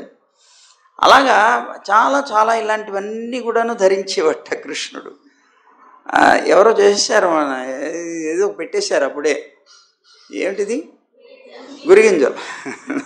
మనం చెప్పుకున్నాం కదా, గురిగింజల మాలలు వేసుకుంటాడు కృష్ణుడు అని. అదే ఎవరో గురిగింజలు తెచ్చిపెట్టేశారు అప్పుడే. సరే, మొత్తం మీద ఇలా చాలా అందమైనటువంటి ముత్యాల మాలలు ధరించి, అంటే ఆయన ముత్యాల పంట పండించాడు కదా, ఆ ముత్యాలు అన్నమాట. ఆ ముత్యాలతో మాలలు ధరించి అందమైనటువంటి నవ్వు కలిగినటువంటి వాడు. వక్షస్థలంలో స్థిరమైనటువంటి విద్యుత్తులాగా ఉండేటువంటిది లక్ష్మీదేవి. మనం చెప్పుకున్నాం, నీలతో యద మధ్యస్థ విద్యుల్లేఖేవ భాస్వర. అంటే నీలతో యదం అంటే నల్లని మేఘం. కృష్ణుడు నల్లని మేఘంలాగా ఉంటాడు. ఆ మేఘంలో ఉండేటువంటి మెరుపు ఏమిటి? లక్ష్మీదేవి. మేఘాల్లో మెరుపు వస్తుంది కదా, అలాగే ఈ మేఘంలో ఉండేటువంటి మెరుపు ఏమిటి? లక్ష్మీదేవి. వక్షస్థలంలో ఉండేటువంటి అదే అంటున్నారన్నమాట ఇక్కడ. వక్షస్థలంలో స్థిరమైనటువంటి విద్యుత్తు లాంటిది. అలాంటి శ్రీతో కూడినటువంటి ఆ పరమాత్మ నందనందనుడు ఎవడైతే ఉన్నాడో అతను ఈ విరహిణులైనటువంటి శ్రీకృష్ణుడి యొక్క విరహాన్ని అనుభవిస్తున్నటువంటి వీళ్ళకి సుఖం కలిగించడం కోసమా అన్నట్లుగా వనాల్లోకి వెళ్ళినా కూడాను వేణువు వాయిస్తుంటాడు. ఆ వేణు నాదం ఇక్కడికి కూడా వినిపించి మా ప్రాణాలు పోయే ప్రాణాలు కూడా నిలబడడానికి కారణమవుతుంటుంది అన్నట్లుగా వీళ్ళు భావించి చెప్పుకుంటున్నారట. అయితే ఆ వేణువుని మేమొక్కళ్ళం కాదు, అసే చూడు, అదిగో ఆ వృషభాలు చూడు, అదిగో ఆ ఆవులు చూడు, ఎంత ఆనందంతో ఆ పచ్చిక మేయాలి అనే నోరు తెరిచినవి నోరు అలాగే తెరుచుకొని వింటున్నాయి. మళ్ళీ ఆ తెరుచుకున్న నోరు అలాగే పచ్చిక కోసం కాదు, అవి వింటున్నటువంటి ఆ శ్రవణం వల్ల కలిగినటువంటి ఆనందంతో ఆశ్చర్యంతో ఆ నోటిలో కొన్నేమో గడ్డి పరకలు అలాగే పట్టుకొని ఉన్నాయి, కొన్నేమో తెరిచిన నోరు తెరిచినట్లుగానే ఉన్నాయి. ఆశ్చర్యంగా చెవులన్నీ కూడా రెక్కించి వింటున్నాయి బొమ్మల్లాగా.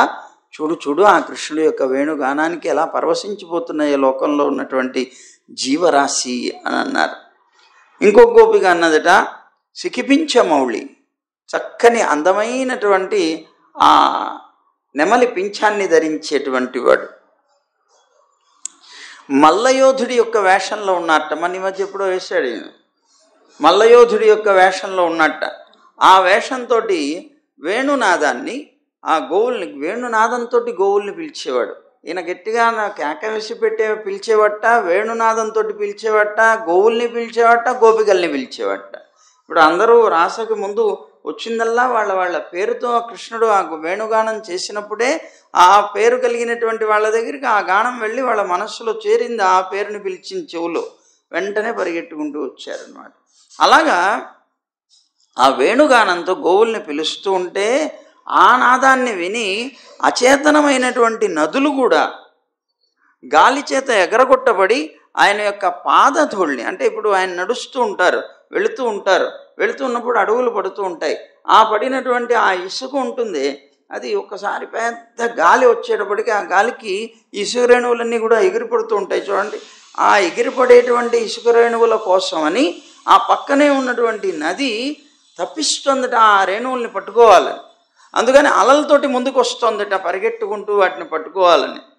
అలా నదులు కూడా గాలి చేత ఎగరగొట్టబడినటువంటి పాదపద్మ ధూళిని పొందడం కోసమని పరిగెట్టుకుంటూ వస్తూ ఉంటే ఆ వచ్చేటువంటివి కూడా వెనక్కి ప్రవహిస్తున్నాయట. ముందుకు ఎలా వస్తున్నటువంటి వాటిని ముందుకు వెళ్ళిపోతున్నటువంటి ప్రవాహం చూసి అరేరే వెనకాల వస్తున్నాయని మళ్ళీ వెనక్కి వస్తున్నాయట. అవి ఆ ప్రవాహం వెనక్కి ప్రవహిస్తూ వాటిని పట్టుకోవాలని ప్రయత్నం చేస్తోంది, కానీ ఆ గాలి చేత వచ్చేటువంటి ఆ ధూళి కణాలు వాటికి అందలేదే, మనలాగే అల్ప పుణ్యం కలిగినటువంటివిలాగా ఉన్నాయి నదులు అనుకుంటోందట ఒక గోపిక. అల్ప పుణ్యం కలిగినటువంటివిలాగా ఉన్నాయి, అందువల్లే ఆ పాదరజం వాటికి లభించటం లేదు.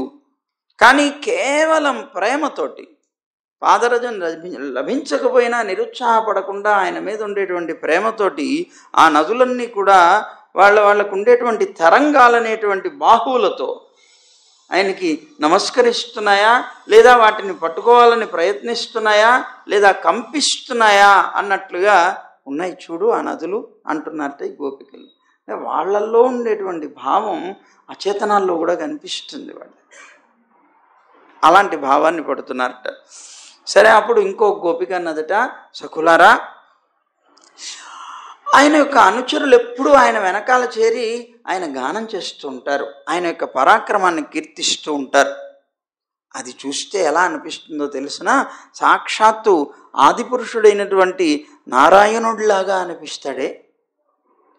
ఆ నారాయణుడి దగ్గర దేవతలు లేదా ఇతర ఉన్నటువంటి అసురులు లేకపోతే కిన్నరులు కింపురుషులు అందరూ కూడాను చేరి వారిని గానం చేస్తున్నట్లుగా అనిపిస్తుంది. అలాంటి కృష్ణుడు సాక్షాత్తు శ్రీ సంపన్నుడైనప్పటికీ కూడా, అంటే ఆయన వక్షస్థలంలో లక్ష్మీదేవిని పెట్టుకున్నటువంటి వాడైనప్పటికీ కూడా, అంత ఐశ్వర్యవంతుడు శ్రీ సంపన్నుడు అంటే, అలాంటి వాడు కూడా తన యొక్క ఐశ్వర్య సంబంధమైనటువంటి ఆ రూపాన్ని వదిలేసి గోపబాల వేషంతో వచ్చి ఇక్కడ తిరుగుతున్నాడే, వనగిరుల్లో తిరుగుతున్నాడు, గోవుల్ని మేపుతున్నాడు, ఎంత ఆశ్చర్యం అన్నదిట. అని ఆ గోవుల్ని పేరు పెట్టి పిలుస్తున్నాడు. ఆ శబ్దానికి పులకించిపోయాయట అవన్నీ కూడాను. ఆ పులకించిపోయి ఆ శబ్దం గోవుల్ని పిలుస్తున్నా, ఇంతకుముందు నదులు ఎలాగైతే ఇలా అయ్యాయో అక్కడ ఉన్నటువంటి వన లతలు ఉంటాయి, వృక్షాలు ఉంటాయి, ఇవన్నీ కూడాను ఆ యొక్క అద్భుతమైనటువంటి నాదాన్ని విని ఆనందపడిపోయి ఆ ఆనంద అశ్రువుల్ని కారుస్తున్నట్లుగా మధు ఆ లతల నుంచి వృక్షాల నుంచి మధు కారుతుంది. చూసావా?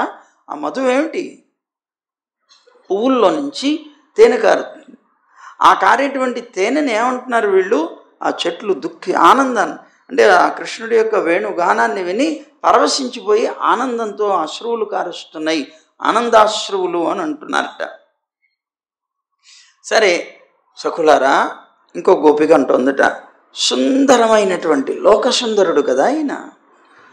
ఈ లోకసుందరుడైనటువంటి కృష్ణుడు తన వనమాలలో ఉన్నటువంటి పుష్పాల్లో మధువుని సేవిస్తూ మత్తెక్కిపోయినటువంటి భ్రమరాలు ఉన్నాయే, ఆ భ్రమరాలన్నీ కూడాను గొప్ప సంగీతాన్ని పాడుతున్నట్లుగా అక్కడే తిరుగుతున్నాయి. మళ్ళీ దాని మీద వాళ్తున్నాయి, మధువుని సేవిస్తున్నాయి, మళ్ళీ అక్కడే. ఎప్పుడైనా సరే మనం భ్రమరాన్ని చూస్తే ఏం చేస్తుంది? అని వెళుతూ ఉంటుంది. అదొక నాదం, అద్భుతమైనటువంటి ఆ నాదాన్ని ఆదరించి కృష్ణుట దాన్ని అనుసరిస్తూ దాని వేణువు వాయిస్తున్నాడు. అక్కడ వాలి తిరుగుతూ ఉన్నటువంటి ఆ భ్రమం యొక్క నాదాన్ని అనుసరిస్తూ కృష్ణుడు వేణువు వాయిస్తున్నాడు. అంటే దాన్ని అనుసరిస్తూ ఈయన వాయిస్తున్నాడు అన్నమాట. అప్పుడుట అలా మ్రోగిస్తూ ఉంటే ఆ నాదాన్ని విన్నటువంటి పక్కన ఉన్నటువంటి సరోవరాల్లో ఉన్నటువంటి సారసములు అనేటువంటి పక్షులు, హంసలు మొదలైనటువంటి పక్షులన్నీ కూడాను సుమధురమైనటువంటి సంగీతానికి ఆకర్షితమైనటువంటి మనస్సు కలిగి ఆ మనస్సుని నిగ్రహించుకొని, అంటే ఇతరత్ర ఎక్కడికి వెళ్ళిపోకుండా నిగ్రహించి కన్నులు మూసుకున్నాయట. మౌనంగా మునుల్లాగా అయిపోయి ఆ అద్భుతమైనటువంటి ఆ గానాన్ని వింటున్నాయట, మధురమైనటువంటి ఆ గానాన్ని వింటున్నాయట. చూడు, ఆ ఉన్నటువంటి సరస్సుల్లో ఉన్నటువంటి పక్షులు చూడు, ఏదో ఇప్పుడు ఆ సరస్సుల్లో మునిగి తపస్సు చేసుకునే మునుల్లాగాను ఆ పక్షులు చూడవే ఎలా ఉన్నాయో అంటున్నారు ఒక గోపిక. ఇంకో గోపిక అంటుందిట, ఓ రజస్త్రీలారా, శ్రీకృష్ణుడు అందమైనటువంటి కర్ణాభరణాలు ధరిస్తాడు, చాలా అందంగా ఉంటాయి. అసలు ఆయన ముఖమే అందం. మన ఆళ్వార్లు అంటారు, ఆయన సౌందర్యం గొప్పదా, ఆయన ధరించే ఆభరణాల సౌందర్యం గొప్పదా? లోకంలో అందరికీ కూడా అందం పెరగడానికి ఆభరణాలు కారణం అవుతాయి, ఏమండి? కాదు మరి, అందరికీ ఆభరణాలు కారణం అవుతాయి. ఎంత అందంగా ఉందో, ఈ ఆభరణం ధరిస్తే బాగున్నావు అంటారు వాళ్ళు. అంటే ఆభరణం వల్ల సౌందర్యం పెరుగుతుంది. కానీ ఇప్పుడు వీరికి అంతుపట్టలేదట. వారు ధరించినటువంటి ఆభరణాల వల్ల ఆయన సౌందర్యం పెరిగిందా, లేదా ఆయన సౌందర్యం వల్ల ఆభరణాల యొక్క సౌందర్యం పెరిగిందా? అర్థం కాలేదట. అర్థం కాక వారు పాడుతారు, చాలా అద్భుతమైనటువంటి తిరువాయిమొழிలో వారు అంటారనమాట. అలాగా అందమైనటువంటి ఆభరణాలు ధరించాడు, కర్ణాభరణాలు. అలాగే మంచి మాలలు ధరించాడు. ఆయన ధరించేటువంటిది వనమాల అంటారు. వనమాల అంటే ఏమిటి అని అంటే, ఆ వనాల్లో ఉన్నప్పుడు అద్భుతమైనటువంటి రంగురంగులైనటువంటి పువ్వులు కలుస్తాయి. కదంబమాల అని కూడా అంటారు మన వాళ్ళు. కదంబమాల అంటే ఏంటి? అన్ని రకాల రంగులు కలిగినటువంటి పువ్వులతో కట్టినటువంటి మాల. కృష్ణుడికి మహా ఇష్టం. ఎప్పుడైనా చూడండి, ఎవరో చక్కగా మంచి చిత్రం కూడా గీశారు. అలాంటి చక్కని రంగురంగుల పువ్వులతో కూడినటువంటి మాల ధరించిన కృష్ణుడి యొక్క అబ్బాయి ఎంత అందంగా ఉంటాడో చెప్పలేం. అలా కృష్ణుడు వనమాల ధరిస్తాడట ఎప్పుడు కూడా. ఆ వనమాలతో ఉన్నటువంటి ఆ కృష్ణుడి యొక్క సౌందర్యాన్ని చూసి గోపికలందరూ ఎంత మోహపడుతూ ఉంటారో. ఆ ధరించి బలరాముడితో పాటుగా బయలుదేరి పర్వతాల మీద తాను చేసేటువంటి అద్భుతమైనటువంటి వేణు రవం ఏదైతే ఉన్నదో, ఎక్కడ పర్వతం మీద ఎక్కాడు. ఆ పర్వతం మీద ఎక్కి వేణువుని గానం చేస్తున్నాడు. ఆ వేణు రవంట లోకాన్నంతటినీ కూడా ఆనందింపచేస్తోంది. అయితే ఆయన పర్వతం మీద ఉన్నాడు, బాగా ఎత్తులో ఉన్నాడు, అక్కడ గానం చేస్తున్నాడు. ఆ పైననే ఉంటాయి మేఘాలన్నీ కూడా. ఆ మేఘాలన్నీ కూడాను అలా వెళుతూ వెళుతూ ఆ పర్వతం మీద వేణుగానం చేస్తున్నటువంటి ఆ కృష్ణుణ్ణి చూసి కృష్ణుణ్ణి దాటి వెళ్ళడానికి సందేహించినట మేఘాలన్నీ. ఆ కృష్ణుణ్ణి దాటి వెళ్ళడానికి సందేహించి మెల్లమెల్లగా వెళుతున్నాయట. అవి గర్జిస్తూ ఉంటాయి కదా, అంటే దానిలో నుంచి గర్జనలు వస్తూ ఉంటాయి కదా, ఉరుములు. ఆ ఉరుములు ఉరవవలసి వచ్చి కృష్ణుడు చేస్తున్నటువంటి వేణుగానానికి ఇది భంగం కలుగుతుందేమోనని ఆ వేణుగానానికి తోడుగా తబలా వాయించినట్టుగా అవి నెమ్మది నెమ్మదిగా గర్జిస్తున్నాయట ఆ మేఘాలు. ఆ పక్కన ఒక్క వేణువు అయితే అలాగా పక్కన తబలా కూడా ఉంటే ఇంకా ఆనందం వస్తుంది. అలాగా ఈ గర్జన చేస్తూ వెళుతున్నాయట నెమ్మది నెమ్మదిగా నెమ్మది నెమ్మదిగా. అలా జగత్తంతా కూడాను విహరిస్తున్నటువంటి ఆ కృష్ణుడి యొక్క సౌందర్యానికి, ఆయన గానం చేసేటువంటి వేణుగానానికి వెళుతూ ఉన్నటువంటి తన్మయత్వాన్ని పొంది వెళుతున్నటువంటి ఆ మేఘాలు అనుకున్నట, ఇతను కూడా మాకు లాగానే బంధువులాగా ఉన్నాడు. ఎందుకంటే వేణువు వాయిస్తూ లోకానికి ఉపకారం చేస్తున్నాడు, లోకం అంతా శాంతిని పొందుతోంది. ఇప్పుడు మా పనేమిటి? లోకానికి అంతటినీ శాంతిని కలిగించడమే. మేఘాలు ఏం చేస్తాయి? లోకంలో తాపాన్ని పోగొట్టి శాంతి కలిగిస్తాయి. కృష్ణుడు కూడా తన వేణుగానంతో తాపాన్ని పోగొడుతున్నాడు, జగత్తులో అందరికీ ఆనందాన్ని కలిగిస్తున్నాడు. అలా కలిగించేటువంటి కృష్ణుడు మాకు కూడా స్నేహితుల్లాగానే ఉన్నాడు, బంధువులాగా ఉన్నాడు అనుకొని తమ యొక్క నీడ ద్వారా కృష్ణుడికి గొడుగులాగా అయి అతనికి కష్టం కలగకుండా చేస్తూ అక్కడే ఉండిపోయాయట. అక్కడే ఉండి నెమ్మది నెమ్మదిగా గర్జిస్తూ ఆయన వేణుగానానికి అనుకూలంగా ప్రవర్తించాయి. అది చూసి గోపికలు అంటున్నారు, అబ్బా చూడవే చూడవే అంటున్నారట. సరే, ఒక గోపిక అన్నదట, ఆ పక్కన ఈ లోపల వీళ్ళు ఇలా అనుకుంటూ ఉండగా యశోదమ్మ ఏదో పని మీద అట్లా వెళుతూ ఉంటే ఒక గోపిక అన్నది, అమ్మా అమ్మా యశోద అన్నదిట. వచ్చిందిట. అనగానే అంటుందిట, గోపబాలులతోటి ఆటలాడుకునేటువంటి నీ పిల్లవాడు ఆ వేణువు వాయిస్తూ అనేక స్వరాలు ఆలపిస్తున్నాడు, ఒకసారి అలా పైన చూడు ఆకాశంలో అన్నది. అనేటప్పటికీ యశోదమ్మ ఏమిటా అని పైన చూస్తే అప్పుడు అదిగో అక్కడ చూసావా, ఇంద్రుడు ఉంటాడు, బ్రహ్మ ఉంటాడు, శివుడు ఉంటాడు.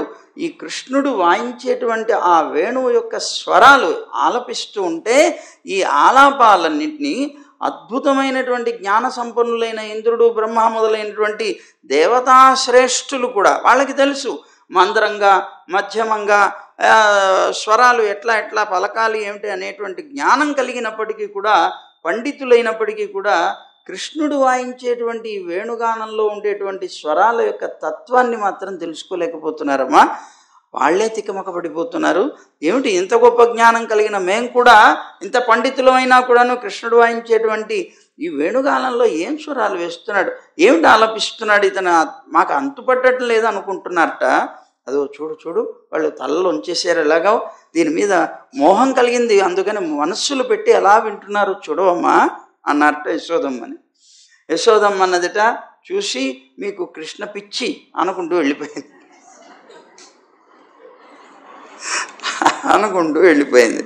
ఆ వెళ్ళిపోతూ ఉంటే ఇంకొక గోపికతోటి ఒక గోపిక అన్నదిట, సఖీ కృష్ణుడు తన యొక్క ధ్వజం, వజ్రం, అంకుశం, పద్మం మొదలైనటువంటి గుర్తులు కలిగినటువంటి పాదాలు ఉంటాయి కదా, ఆ పాదాలతోటి తన సుందరమైన సుకుమారమైనటువంటి ఆ పాదపద్మాలతో నడుస్తూ, గోవులన్నీ కూడాను నడుస్తుంటాయి. అక్కడ నడిచినప్పుడు గోవుల యొక్క గిట్టలు చాలా కఠినంగా ఉంటాయి. ఆ కఠినమైనటువంటి గిట్టల చేత బాగా బాధపడినటువంటి భూమికి తన యొక్క పాదార విందాల చేత ఆ సుఖాన్ని కలిగిస్తున్నట్ట కృష్ణుడు. గోవుల గిట్టల చేత బాధపడుతూ ఉన్నటువంటి ఆ త్రొక్కిడుల చేత వ్రజభూమికి కలిగినటువంటి బాధని తాను నడిచి తన సుందరమైన సుకుమారమైనటువంటి పాదాలతో నడిచి ఇప్పుడు ఎప్పుడైనా చూడండి, శరీరానికి ఏదైనా దెబ్బ తగిలింది, కఠినంగా పెద్ద రాయో లేకపోతే ఏదో కొట్టుకున్నప్పుడు ఏం చేస్తారు చెప్పండి? మీకు ఎప్పుడైనా సరే మీకు తెలిసే ఉంటుంది, కానీ ఊరికే చెప్తున్నా. బాగా దెబ్బ తగిలింది, మంట వస్తుంది. ఆ సమయంలో మనం కనుక శుతిమెత్తగా చేతికి ఉండేటువంటి పై కొనలు ఉంటాయి, ఇవి ఉంటాయి చూసారా, వీటితో మెత్తగా ఇలా ఇలా ఇలా ఇలా కనుక అన్నామంటే ఆ కష్టం పోతుంది, ఆనందం కలుగుతుంది. కానీ మనం ఉండే మోటుగా కనుక అన్నాం అనుకోండి, ఇంకా పెరుగుతుంది. అదే శృతి మెత్తగా కనుక మనం దాని మీద ఇలా ఇలా ఇలా అంటే ఆ ఉండేటువంటి మంట పోయి కొద్దిగా సేపు ఆనందం కలుగుతుంది. అలాగే ఆ గోవుల యొక్క గిట్టలన్నీ కూడాను కఠినమైనటువంటివి. భూమి మీద నడిచి నడిచి త్రొక్కిళ్ళు తొక్కుతూ వెళుతూ ఉంటే భూమి చాలా బాధపడుతూ ఉంటుంది. ఆ బాధని పోగొట్టడం కోసం శృతిమెత్తని పాదాలు, ఆ పాదాలు ఎంత సుందరమైనవి, అంత సుకుమారమైనటువంటివి అంటే చెప్పలేమన్నమాట. అలాంటి సుకుమారమైనటువంటి పాదాన్ని అలా పెట్టి నడుస్తూ ఉంటే కృష్ణుడు ఆ భూమి తనకున్నటువంటి కష్టాన్నంతటిని, ఆ వ్రజభూమి వాటి వల్ల వచ్చినటువంటి దుఃఖాన్నంతటిని పోగొట్టుకొని హాయిగా ఆనందంగా భావిస్తుంది అని అంటున్నారు ఈ గోపిక. చూడు ఎంత ఆనందపడుతుందో ఈ భూమి అని అంటున్నారు. ఇంతేకాదు, మళ్ళీ ఆయన నడిచే నడక కూడా ఎలా ఉందిట, గున్న ఏనుగులాగా నడుస్తున్నట్టు. నేను చెప్పుకున్నాం కదా గజగమనం అని. ఆ గజగమనం అంటామే, చిన్న ఏనుగుని ఎప్పుడైనా చూసారా? చిన్న ఏనుగులు నడిచినప్పుడు చూసి ఉంటారు కదా మీరు. అందులో చిన్న ఏనుగు నడిచేటప్పుడు చూసారా? గున్న ఏనుగు అంటారు. గున్న ఏనుగు అంటే పిల్ల ఏనుగు అనమాట. ఆ పిల్ల ఏనుగు నడిచేటప్పుడు చూడండి, ఏనుగు అంటే గుర్తొచ్చింది. మనం ఇప్పుడు ఒకసారి మన స్వామివారు సహస్రాబ్ది కార్యక్రమం చేస్తున్నప్పుడు దక్షిణాది వెళ్ళి అందరినీ ఆహ్వానించడం కోసం వెళ్ళినప్పుడు ఒక శ్రీపురం అక్కడ వెళ్ళాము వారిని ఇది చేయడం కోసం. అక్కడికి వెళ్ళినప్పుడు అక్కడ ఒక చిన్న గున్న ఏనుగును గున్న ఏనుగు దగ్గరికి తీసుకెళ్ళారు మమ్మల్ని. తీసుకెళ్ళిన తర్వాత దానికి ఏదో పెట్టాలి, ఏదో పళ్ళు అవి తీసి పెట్టాము. పెట్టిన తర్వాత వెంటనే నల్లా ఇరుక్కదా అని అడిగాము. అంటే బాగుందా అని అర్థం అన్నమాట. నల్లా ఇరుక్కదా అంటే అది మా వీడియో కూడా తీశారు. అది చాలా తమాషాగా గున్న ఏనుగు ఎంత అందంగా ముద్దుగా ఇది నల్లా ఇరుక్కదా అని పండు పెట్టగానే అంటే అలా ఊపుతూ ఉంటుంది. చాలా అలాగా మన కృష్ణుడు నడుస్తూ ఉంటేట గున్న ఏనుగు నడుస్తున్నట్టుగా ఉన్నదిట.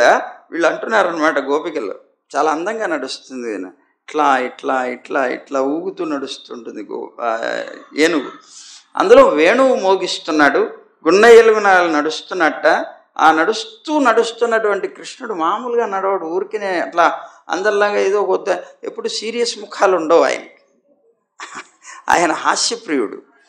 ఎప్పుడు అందరినీ తన నవ్వుతో పలకరించేస్తాడు, తన చూపులతో పలకరిస్తాడు. అద్భుతమైనటువంటి ఇది. అబ్బో ఎన్నో ఉన్నాయిలేండి, అన్ని కళలు ఈయనలోనే ఉన్నాయి. కళలకి పుట్టినిల్లు కదా మరి, అందుకోసం అన్నమాట. అలాంటి కళలకి పుట్టినిల్లు కనుక ఆయన నడుస్తూ ఉన్నప్పుడు నడుస్తూ విలాసవంతమైనటువంటి దృష్టితో అలా అందరినీ కూడాను కళ్ళతో పలకరిస్తూ వెళ్ళేవాట. ఆ కళ్ళతో పలకరిస్తూ ఉంటే అది వెళ్ళిపోయి డైరెక్ట్గా వాళ్ళ యొక్క హృదయాల్ని గుచ్చుకునేది. ఆ చూపు, ఆ దృష్టి పాతం అంటారు దాన్ని. దృష్టి పాతం అంటే పడడం అన్నమాట, దృష్టి పడడం. ఆ దృష్టి ఎలా పడుతుందట, ఎవరినైతే తాను చూస్తాడో అది చూసినటువంటి ఆ వ్యక్తికి డైరెక్ట్గా ఒక బాణం వెళ్ళి గుచ్చుకున్నట్టుగా మనస్సుకు గుచ్చుకుంటుందిట. ఇంకా విలవిలలాడిపోతారట. మన నమ్మాళ్ళు వాళ్ళు అనేక సార్లు అన్నారు, బాబు ఆ నీ చూపులు అనేటువంటి బాణాల బాధ నేను భరించలేకపోతున్నానయ్యా.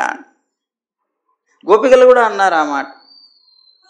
అది చాలా భయంకరమైనటువంటి బాధ కలిగిస్తుంది. మామూలుగా ఉండేటువంటి ఈ బాణాలు ఆయుధాల చేత కొట్టబడితే దానికి మందు ఉంది, దీనికి మందు లేదు, మందు కృష్ణుడే. అందువల్ల అలాంటి చక్కనైనటువంటి చూపులతోటి, విలాసవంతమైనటువంటి ఆ దృష్టి పాతాలతోటి మా చిత్తాలన్నీ కూడాను హరించి పారేశాడు. అలా హరించినటువంటి ఆయన యొక్క ఆ చూపులు పడిట ఈ భూమి జడమైపోయింది. ఆనందంతో వృక్షాల్లాగా జడ వస్తువు అయిపోయింది. భూమి ఎందుకు జడమైపోయింది?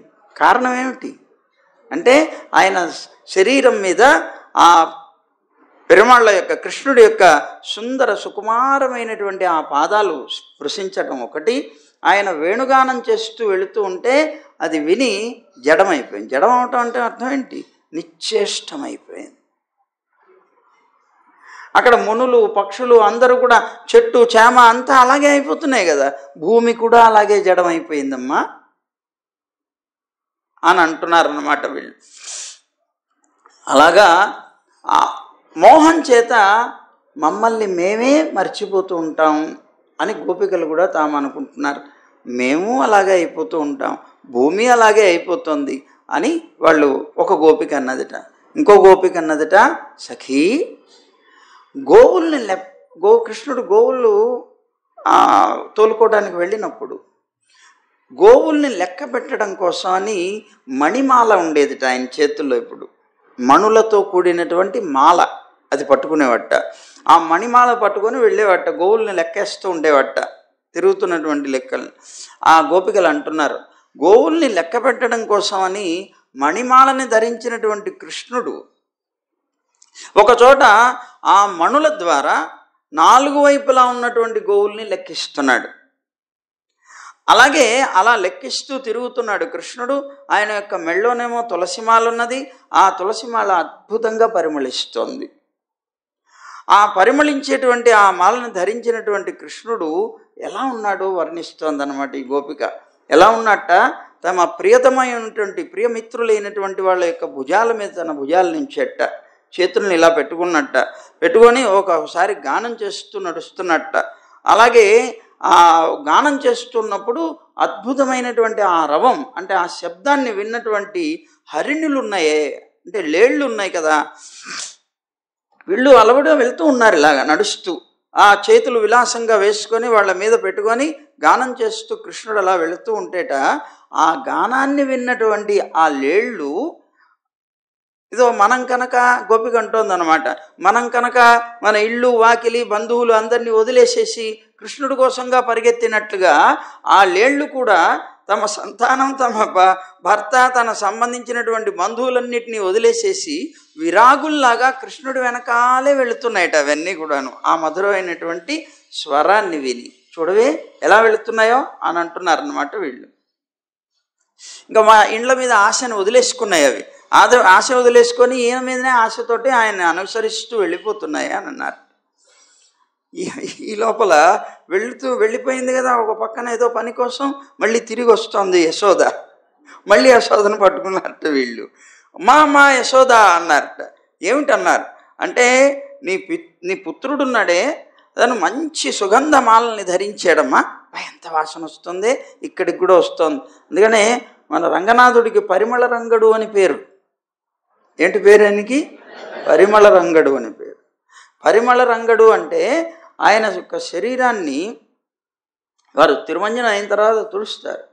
ఆయన శరీరాన్ని తాకినటువంటి బట్ట మీరు ఎన్ని ఉతుకులు ఉతికినా సరే దాని యొక్క పరిమళం పోదు. చిత్రం, అది చాలా విచిత్రం. ఇప్పటికీ కూడా అంత విచిత్రమైన, ఎన్ని ఉతుకులు ఉతకండి దాని పరిమళం పోదు. దాన్ని బట్టే గుర్తించారు అసలు అక్కడ ఉన్నటువంటి పెరుమాళ్ళని. ఆ పరిమళాన్ని బట్టే ఆయనకి పరిమళ రంగడు అని పేరు. అక్కడ ఉత్సవరులు ఉన్నారు కదా, నంబెరుమాళ్ళు అంటారు. ఆ నంబెరుమాళ్ళు అనేటువంటి వారు పూర్వం దాడులు జరిగినప్పుడు ఆ పెరుమాళ్ళని తీసుకుని వెళ్ళిపోయారు. మొట్టమొదటి తీసుకుని వెళ్ళేవారు పిళ్ళలోకాచార్య స్వామి. ఆ పిళ్ళలోకాచార్య స్వామి ఆ పెరుమాళ్ళని అలా తీసుకొని వెళ్ళిపోయి దాచిపెట్టాలని అనేక ప్రాంతాలు తిరిగారు, రహస్యంగా దాచడం కోసం ఉత్సవర్లను. అలా తిరిగినటువంటి ఆ స్వామి దగ్గర 40 సంవత్సరాలు బయట తిరిగారు రంగనాథుడు. అలా తిరిగారు పాపం, చాలా చోట్లకి తీసుకెళ్లారు. ఇప్పుడు శ్రీవిల్లిపుత్తూరుకు వెళ్ళేటువంటి దూరంలో ఒక పెద్ద నున్నటి కొండ ఒకటి వస్తుంది, దాని పేరు, ఆ ప్రాంతం పేరేదో ఉంది. అక్కడికి వెళ్ళినప్పుడు పిళ్ళలోకాచార్య స్వామి ఆ పర్వతం మీదకి తీసుకొని వెళ్ళాలని వెళుతూ వెళుతూ జారి పడిపోయి చనిపోయారు, పరంపదించారు. అప్పుడు వారిని తీసుకొని వెళ్ళిపోతారు, పెరుమాళ్ళని తీసుకొని వెళ్ళారు, మళ్ళీ అనేక ప్రాంతాల్లో దాచారు. వారే తిరుమల శ్రీ వెంకటేశ్వర స్వామి కోవిల్లో కూడా ఉన్నారు. అందుకే రంగనాయకుల మండపం అనే ఆ మండపానికి పేరు. ఆ మండపంలో చిన్న మందిరం ఉంటుంది, అందులో వేంచేసి ఉండేవారు రంగనాథ్. అక్కడ చాలా కాలం ఉన్నారు. అదే ఇప్పుడు వాహనాల మండపం, రంగనాయకుల మండపం అంటారు దాన్ని. చాలా కాలం అక్కడ ఉన్నారు. అలాగా అనేక ప్రాంతాల్లో తిరిగి తిరిగి తిరిగి చివరికి మళ్ళీ శ్రీరంగానికి వెళ్ళారట. శ్రీరంగానికి వెళ్ళినప్పుడు ఆ రంగనాథుడు అప్పటికే మరి వీరు వెళ్ళిపోయిన తర్వాత అక్కడ ఉత్సవాలు లేరు, ఉత్సవాలను ఒకరిని వేంచేపు చేసేసుకున్నారు, ప్రతిష్ఠ చేసి. అది ఎప్పుడు జరిగిందో తెలియదు. కానీ వీరు వేంచేసేటువంటి కాలానికి వీరే రంగనాథుడు అనుకుంటూ వారు ఆరాధనలు చేసుకుంటూ వెళుతున్నారు. చివరికి వీరు ఏం చేసిన తర్వాత వీరే అసలు ఇక్కడ ఉత్సవమూర్తులు వీరే అని చెప్తే వీరా వారా అనేటువంటి సందేహం కలిగింది. ఎలా తెలుసుకోవాలి అసలైన వారు ఎవరు అనేటువంటిది ఎలా తెలుసుకోవాలనుకున్నప్పుడు అక్కడ ఉన్నటువంటి ఒక మహానుభావుడు అన్నారట, నేను చెప్తానని అర్చక స్వామి చాకలివాడిని పిలిచారు. చాకలివాడిని పిలిచి, ఏమయ్యా నువ్వు చాలా వృద్ధుడివి కదా, నీకు తెలిసి ఉండొచ్చు, వీరా ఎవరు అసలు రంగనాథుడు చెప్పమన్నారు. అంటే అప్పుడు అన్నట్టు ఆ చాకలివాడు, నేను ఇలా చెప్పడం నాకు చేత కాలేదయ్యా, నేను గుర్తించలేను, కానీ నేను గుర్తించే విధానం ఒకటి ఉందన్నట్టు. ఏమిటది? వీరిద్దరికీ బట్టలు కట్టండి, తిరుమంజనం చేయండి, తిరుమంజనం సమర్పించిన తర్వాత ఆ వస్త్రాలు నాకు ఇవ్వండి, నేను చెప్తాను దాన్ని బట్టి ఎవరు ఏంటి అని. సరే అన్నారు. వారిద్దరికీ తిరుమంజనాలు చేశారు. చక్కగా అయిపోయిన తర్వాత ఆ వస్త్రాలన్నీ ఇతనికి ఇచ్చారు. ఇతను తీసుకెళ్ళిన తర్వాత తీసుకొని వచ్చి ఇప్పుడు కొత్తగా తిరిగి వచ్చినటువంటి స్వామి ఉన్నారే వారికి సంబంధించినటువంటి వస్త్రాన్ని చూపించి, ఇదిగో నంబెరుమాళ్ అని అరిచేట. మన పెరుమాళ్ళు వీరే అన్నారు. ఎన్ని సంవత్సరాలు బయట తిరిగి వచ్చినటువంటి స్వామిని చూపించి వీరే అన్నారు. నువ్వెలా చెప్తున్నావు అని అన్నారు. స్వామి, ఇక్కడ రంగనాథుడికి పరిమళ రంగడు అని పేరు. ఈయనకి కట్టినటువంటి బట్ట ఎన్ని ఉతుకులు ఉతికినా కూడాను పరిమళం పోదు. నేను ఆ పరిమళాన్ని బట్టి గుర్తించానన్నాడు. వారిద్దరికీ తిరుమంజనం చేశారు. వారికి చేసినటువంటి వస్త్రం పరిమళించట్లేదు, వీరి వస్త్రం మాత్రం పరిమళిస్తుంది. వీరే మన రంగనాథుడు. అందువల్ల అప్పటి నుంచి నంబెరుమాళ్ అని పేరు వచ్చింది వారికి. అలాగా వారి యొక్క శరీరం అద్భుతంగా పరిమళిస్తుంటుంది. అందువని యశోద, నీ కృష్ణుడున్నాడే మంచి సుగంధమైనటువంటి మాలల్ని ధరించాడమ్మా, ఆ సుగంధమైనటువంటి మాలలు కాదు ఆయన శరీరమే. అందుకనే వేదం ఏం చెప్తుంది పరమాత్మని గురించి వర్ణిస్తూ సర్వగంధ అంటుంది. లోకంలో ఉండేటి గంధవత్ పదార్థాలు ఏవైతే ఉన్నాయో, అంటే పరిమళించేటువంటి పదార్థాలు ఏవైతే ఉన్నాయో వాటన్నిటినీ కూడా ఒక చోట పోగేసి వాటి యొక్క సారాన్నంతటినీ తీస్తే పరమాత్మ యొక్క పరిమళంలో, పరమాత్మ నుంచి వచ్చేటువంటి పరిమళంలో ఆవగింజలు ఉంటాయట. ఏంటి? జగత్తులో ఉండేటువంటివన్నీ తీస్తే అంత అద్భుతమైనటువంటి పరిమళాలు ఆయనకి ఉన్నాయి. ఆయన యొక్క ధరించేటువంటి మాలల నుంచి గంధాలు వస్తున్నాయి. అలాంటి మంచి గంధమాలలు ధరించి సుగంధపూరితమైనటువంటి శరీరం కలిగినటువంటి ఆ స్వామి గోధనాలతో కలిసి, గోపకులతోటి గోవులతోటి కలిసి వారికి ఆనందాన్ని కలగచేస్తూ యమునలో విహరిస్తున్నాడమ్మా. ఆ యమునలో విహరిస్తూ ఉంటే చల్లని గాలి, చందనం లాంటి పరిమళాలతోటి ఆ వృక్షాల మీద నుంచి, పువ్వుల నుంచి వచ్చేటువంటి పరిమళాన్ని మోసుకొని వచ్చి కృష్ణుణ్ణి స్పృశించి ఆయన్ని సన్మానిస్తున్నాయి. ఆ పరిమళాలని తీసుకొచ్చి చూడు అని యశోదమ్మకి చెప్తున్నారట వీళ్ళు. అలా వెళ్ళి ఆయన్ని సన్మానిస్తున్నాయి, అనుకూలంగా వీస్తున్నాయి. చూడు, ఒక్కసారి ఆకాశంలో గంధర్వులందరూ కూడా ఆయన్ని స్తోత్రం చేస్తున్నారు, వాద్యాలు గీతాలు చేస్తూ ఉపచారాలు చేస్తున్నారు. నీ కొడుకుని ఎంత గొప్పగా ఆరాధిస్తున్నారో చూడమ్మా అని యశోదమ్మకి చెప్తున్నారట. వీళ్ళందరూ కూడా. సరే, సాయంకాలం అయిపోయింది. కృష్ణుడు వస్తున్నాడు అని తెలుసుకున్నారు. ఇంకా అప్పటిదాకా ఈ భావనతోటి వాళ్ళందరూ కూడా జీవనం సాగించి వాళ్ళ ప్రాణాలు నిలుపుకున్నారు. సాయంకాలం అయిపోయింది. కృష్ణుడు వస్తున్నాడని తెలుసుకున్నారు గోపికలు. పరమానంద భరితులైపోయారు. ఇక కృష్ణుణ్ణి గోవులన్నిటితో వస్తున్నప్పుడు ఆయన్ని చూస్తే అదొక అందం. మామూలుగా ఉండే అందం వేరు, ఈ అందం ఇంకో గొప్పది. ఎందుకని ఆ గోవుల గిట్టల నుంచి వచ్చేటువంటి ధూళింతా పడిపోతుంది. ఆయన నల్లనివాడు, నల్లని శరీరం మీద తెల్లని ధూళి పడుతుంది. ఇటు నలుపు అటు తెలుపు రెండు కూడాను కలిసి అద్భుతమైనటువంటి సౌందర్యం కలుగుతుందిట. సరే, గోవులతో పాటు వస్తున్నటువంటి కృష్ణుడు వెంటనే గోపికలందరికీ కూడా సూచన చేస్తున్నాడా అన్నట్లుగా వేణువు వాయిస్తూ వచ్చాడు. నేను వస్తున్నాను అని గుర్తు చేయటమా ఏంటి అన్నట్లుగా వేణువు వాయిస్తూ వస్తున్నట్ట. ఆ వేణువు నాదాన్ని వినేటప్పటికే వాళ్ళు ఎంతో పట్టి ఉంచుకుంటున్నటువంటి ప్రాణాలు ఒక్కసారి టాప్ అని పైకి లేచేయట. ఆనందంతో పొంగిపోయారట. పొంగిపోయి అందరినీ కూడాను పిలిచారట. రండి రండి రండి, కృష్ణుడు వస్తున్నాడని మన యొక్క కోరికలన్నీ మన్నించడం కోసం వస్తున్నాడు కృష్ణుడు వ్రజానికి అని అంటున్నారట.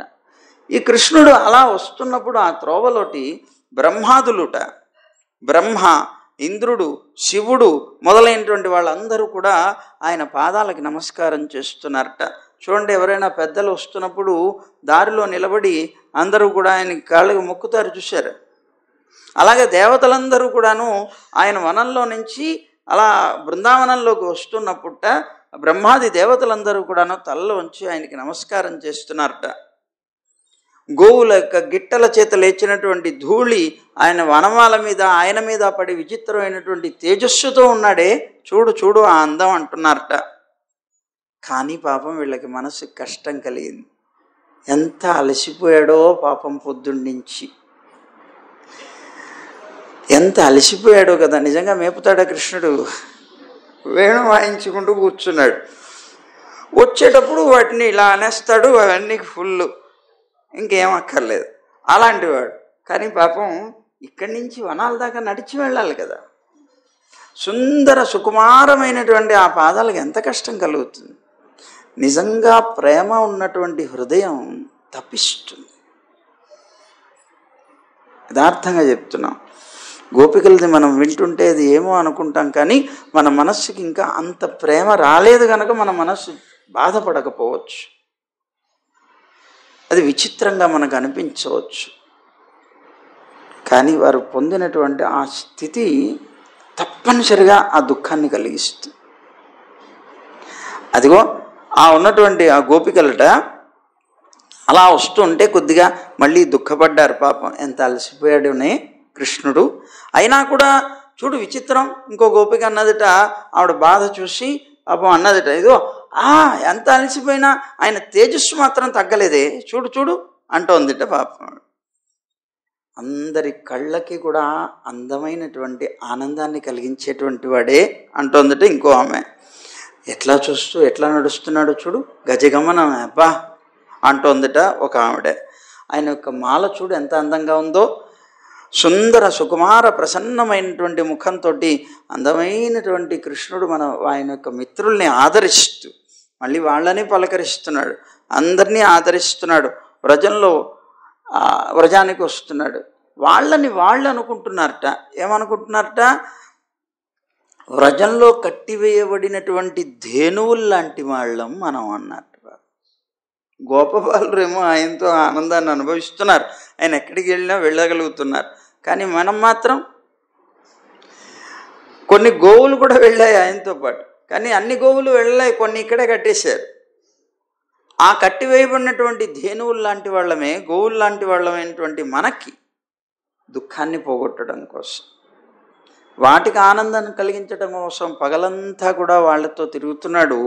అలా కట్టివేయబడినటువంటి ధేనువులు లాంటి మన కోసం అని మళ్ళీ తిరిగి వస్తున్నాడు. ఆయన పగటిపూటకి మనకు కలిగినటువంటి తాపాన్ని పోగొట్టడం కోసం అని సాయంకాలం వచ్చేటువంటి చంద్రుళ్లాగా వస్తున్నాడు. మనం ఎంత మహాభాగ్యవంతులం కదా అని అప్పుడు ఆనందించారట. అప్పటిదాకా దుఃఖపడ్డారు, కృష్ణుడు కనిపించేటప్పటికే ఆ దుఃఖం అంతా మర్చిపోయారు, ఆనందపడుతున్నారు. మహాభాగ్యవంతులం కదా అనుకుంటున్నారట. అలాంటి మహాభాగ్యవంతులైనటువంటి ఆ గోపికలు కృష్ణగత ప్రాణులై పగటి యొక్క విరహం ఏదైతే ఉన్నదో ఆ విరహాన్ని కృష్ణుడు రావడంతో వదిలిపెట్టేశారట. అవి యుగళ గీతాలు అంటారు. ఆ యుగళ గీతాలు గానం చేశారు వీళ్ళందరూ కూడా కృష్ణుడు వెళ్ళిన సమయంలో విరహాన్ని తట్టుకోవడం కోసం అన్నమాట అని చెప్పారు. ఇక అరిష్టాసుర వధ, అలాగే కంసుడు అక్రూరుణ్ణి వ్రజపురానికి పంపించడం అనేటువంటి ఘట్టాలని మనం సాయంత్రం చూద్దాం. సర్వం శ్రీకృష్ణార్పణమస్తు. గోవింద జయ జయ గోపాల జయ జయ,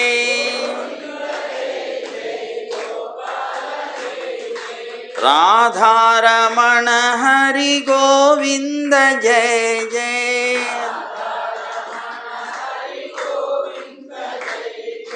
గోవింద జయ జయ గోపాల జయ జయ,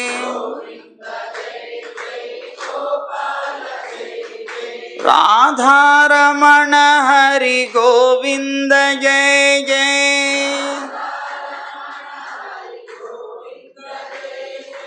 గోదారమణ హరి గోపాల జయ జయ,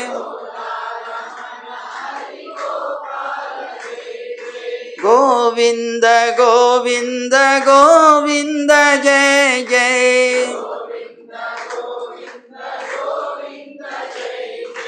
గోవర్ధనోద్ధార గోవింద జయ జయ,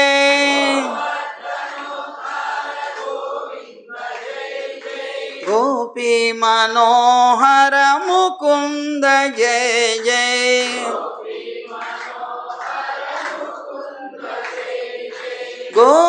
గోవర్ధనోద్ధార గోవింద జయ జయ,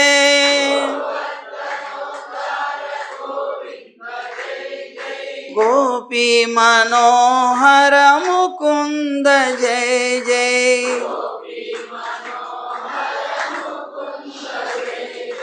గోవింద జయ జయ గోపాల జయ జయ,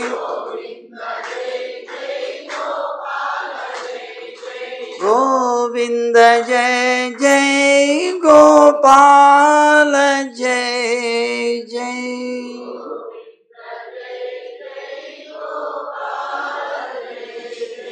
జై గోవింద, జై జై గోవింద, జై జై జై గోవింద, జై శ్రీమన్నారాయణ, జై జై శ్రీమన్నారాయణ, జై జై జై శ్రీమన్నారాయణ. సర్వం శ్రీకృష్ణ. ఈవేళ ద్వాదశి పారణ అయిపోయింది. నిన్న ఏకాదశి, వాళ్ళ ద్వాదశి పారణ అయిపోయింది.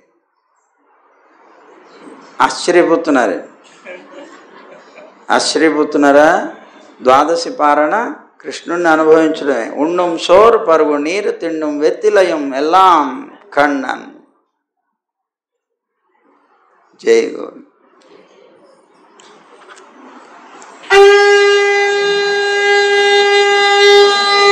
పంచాంగం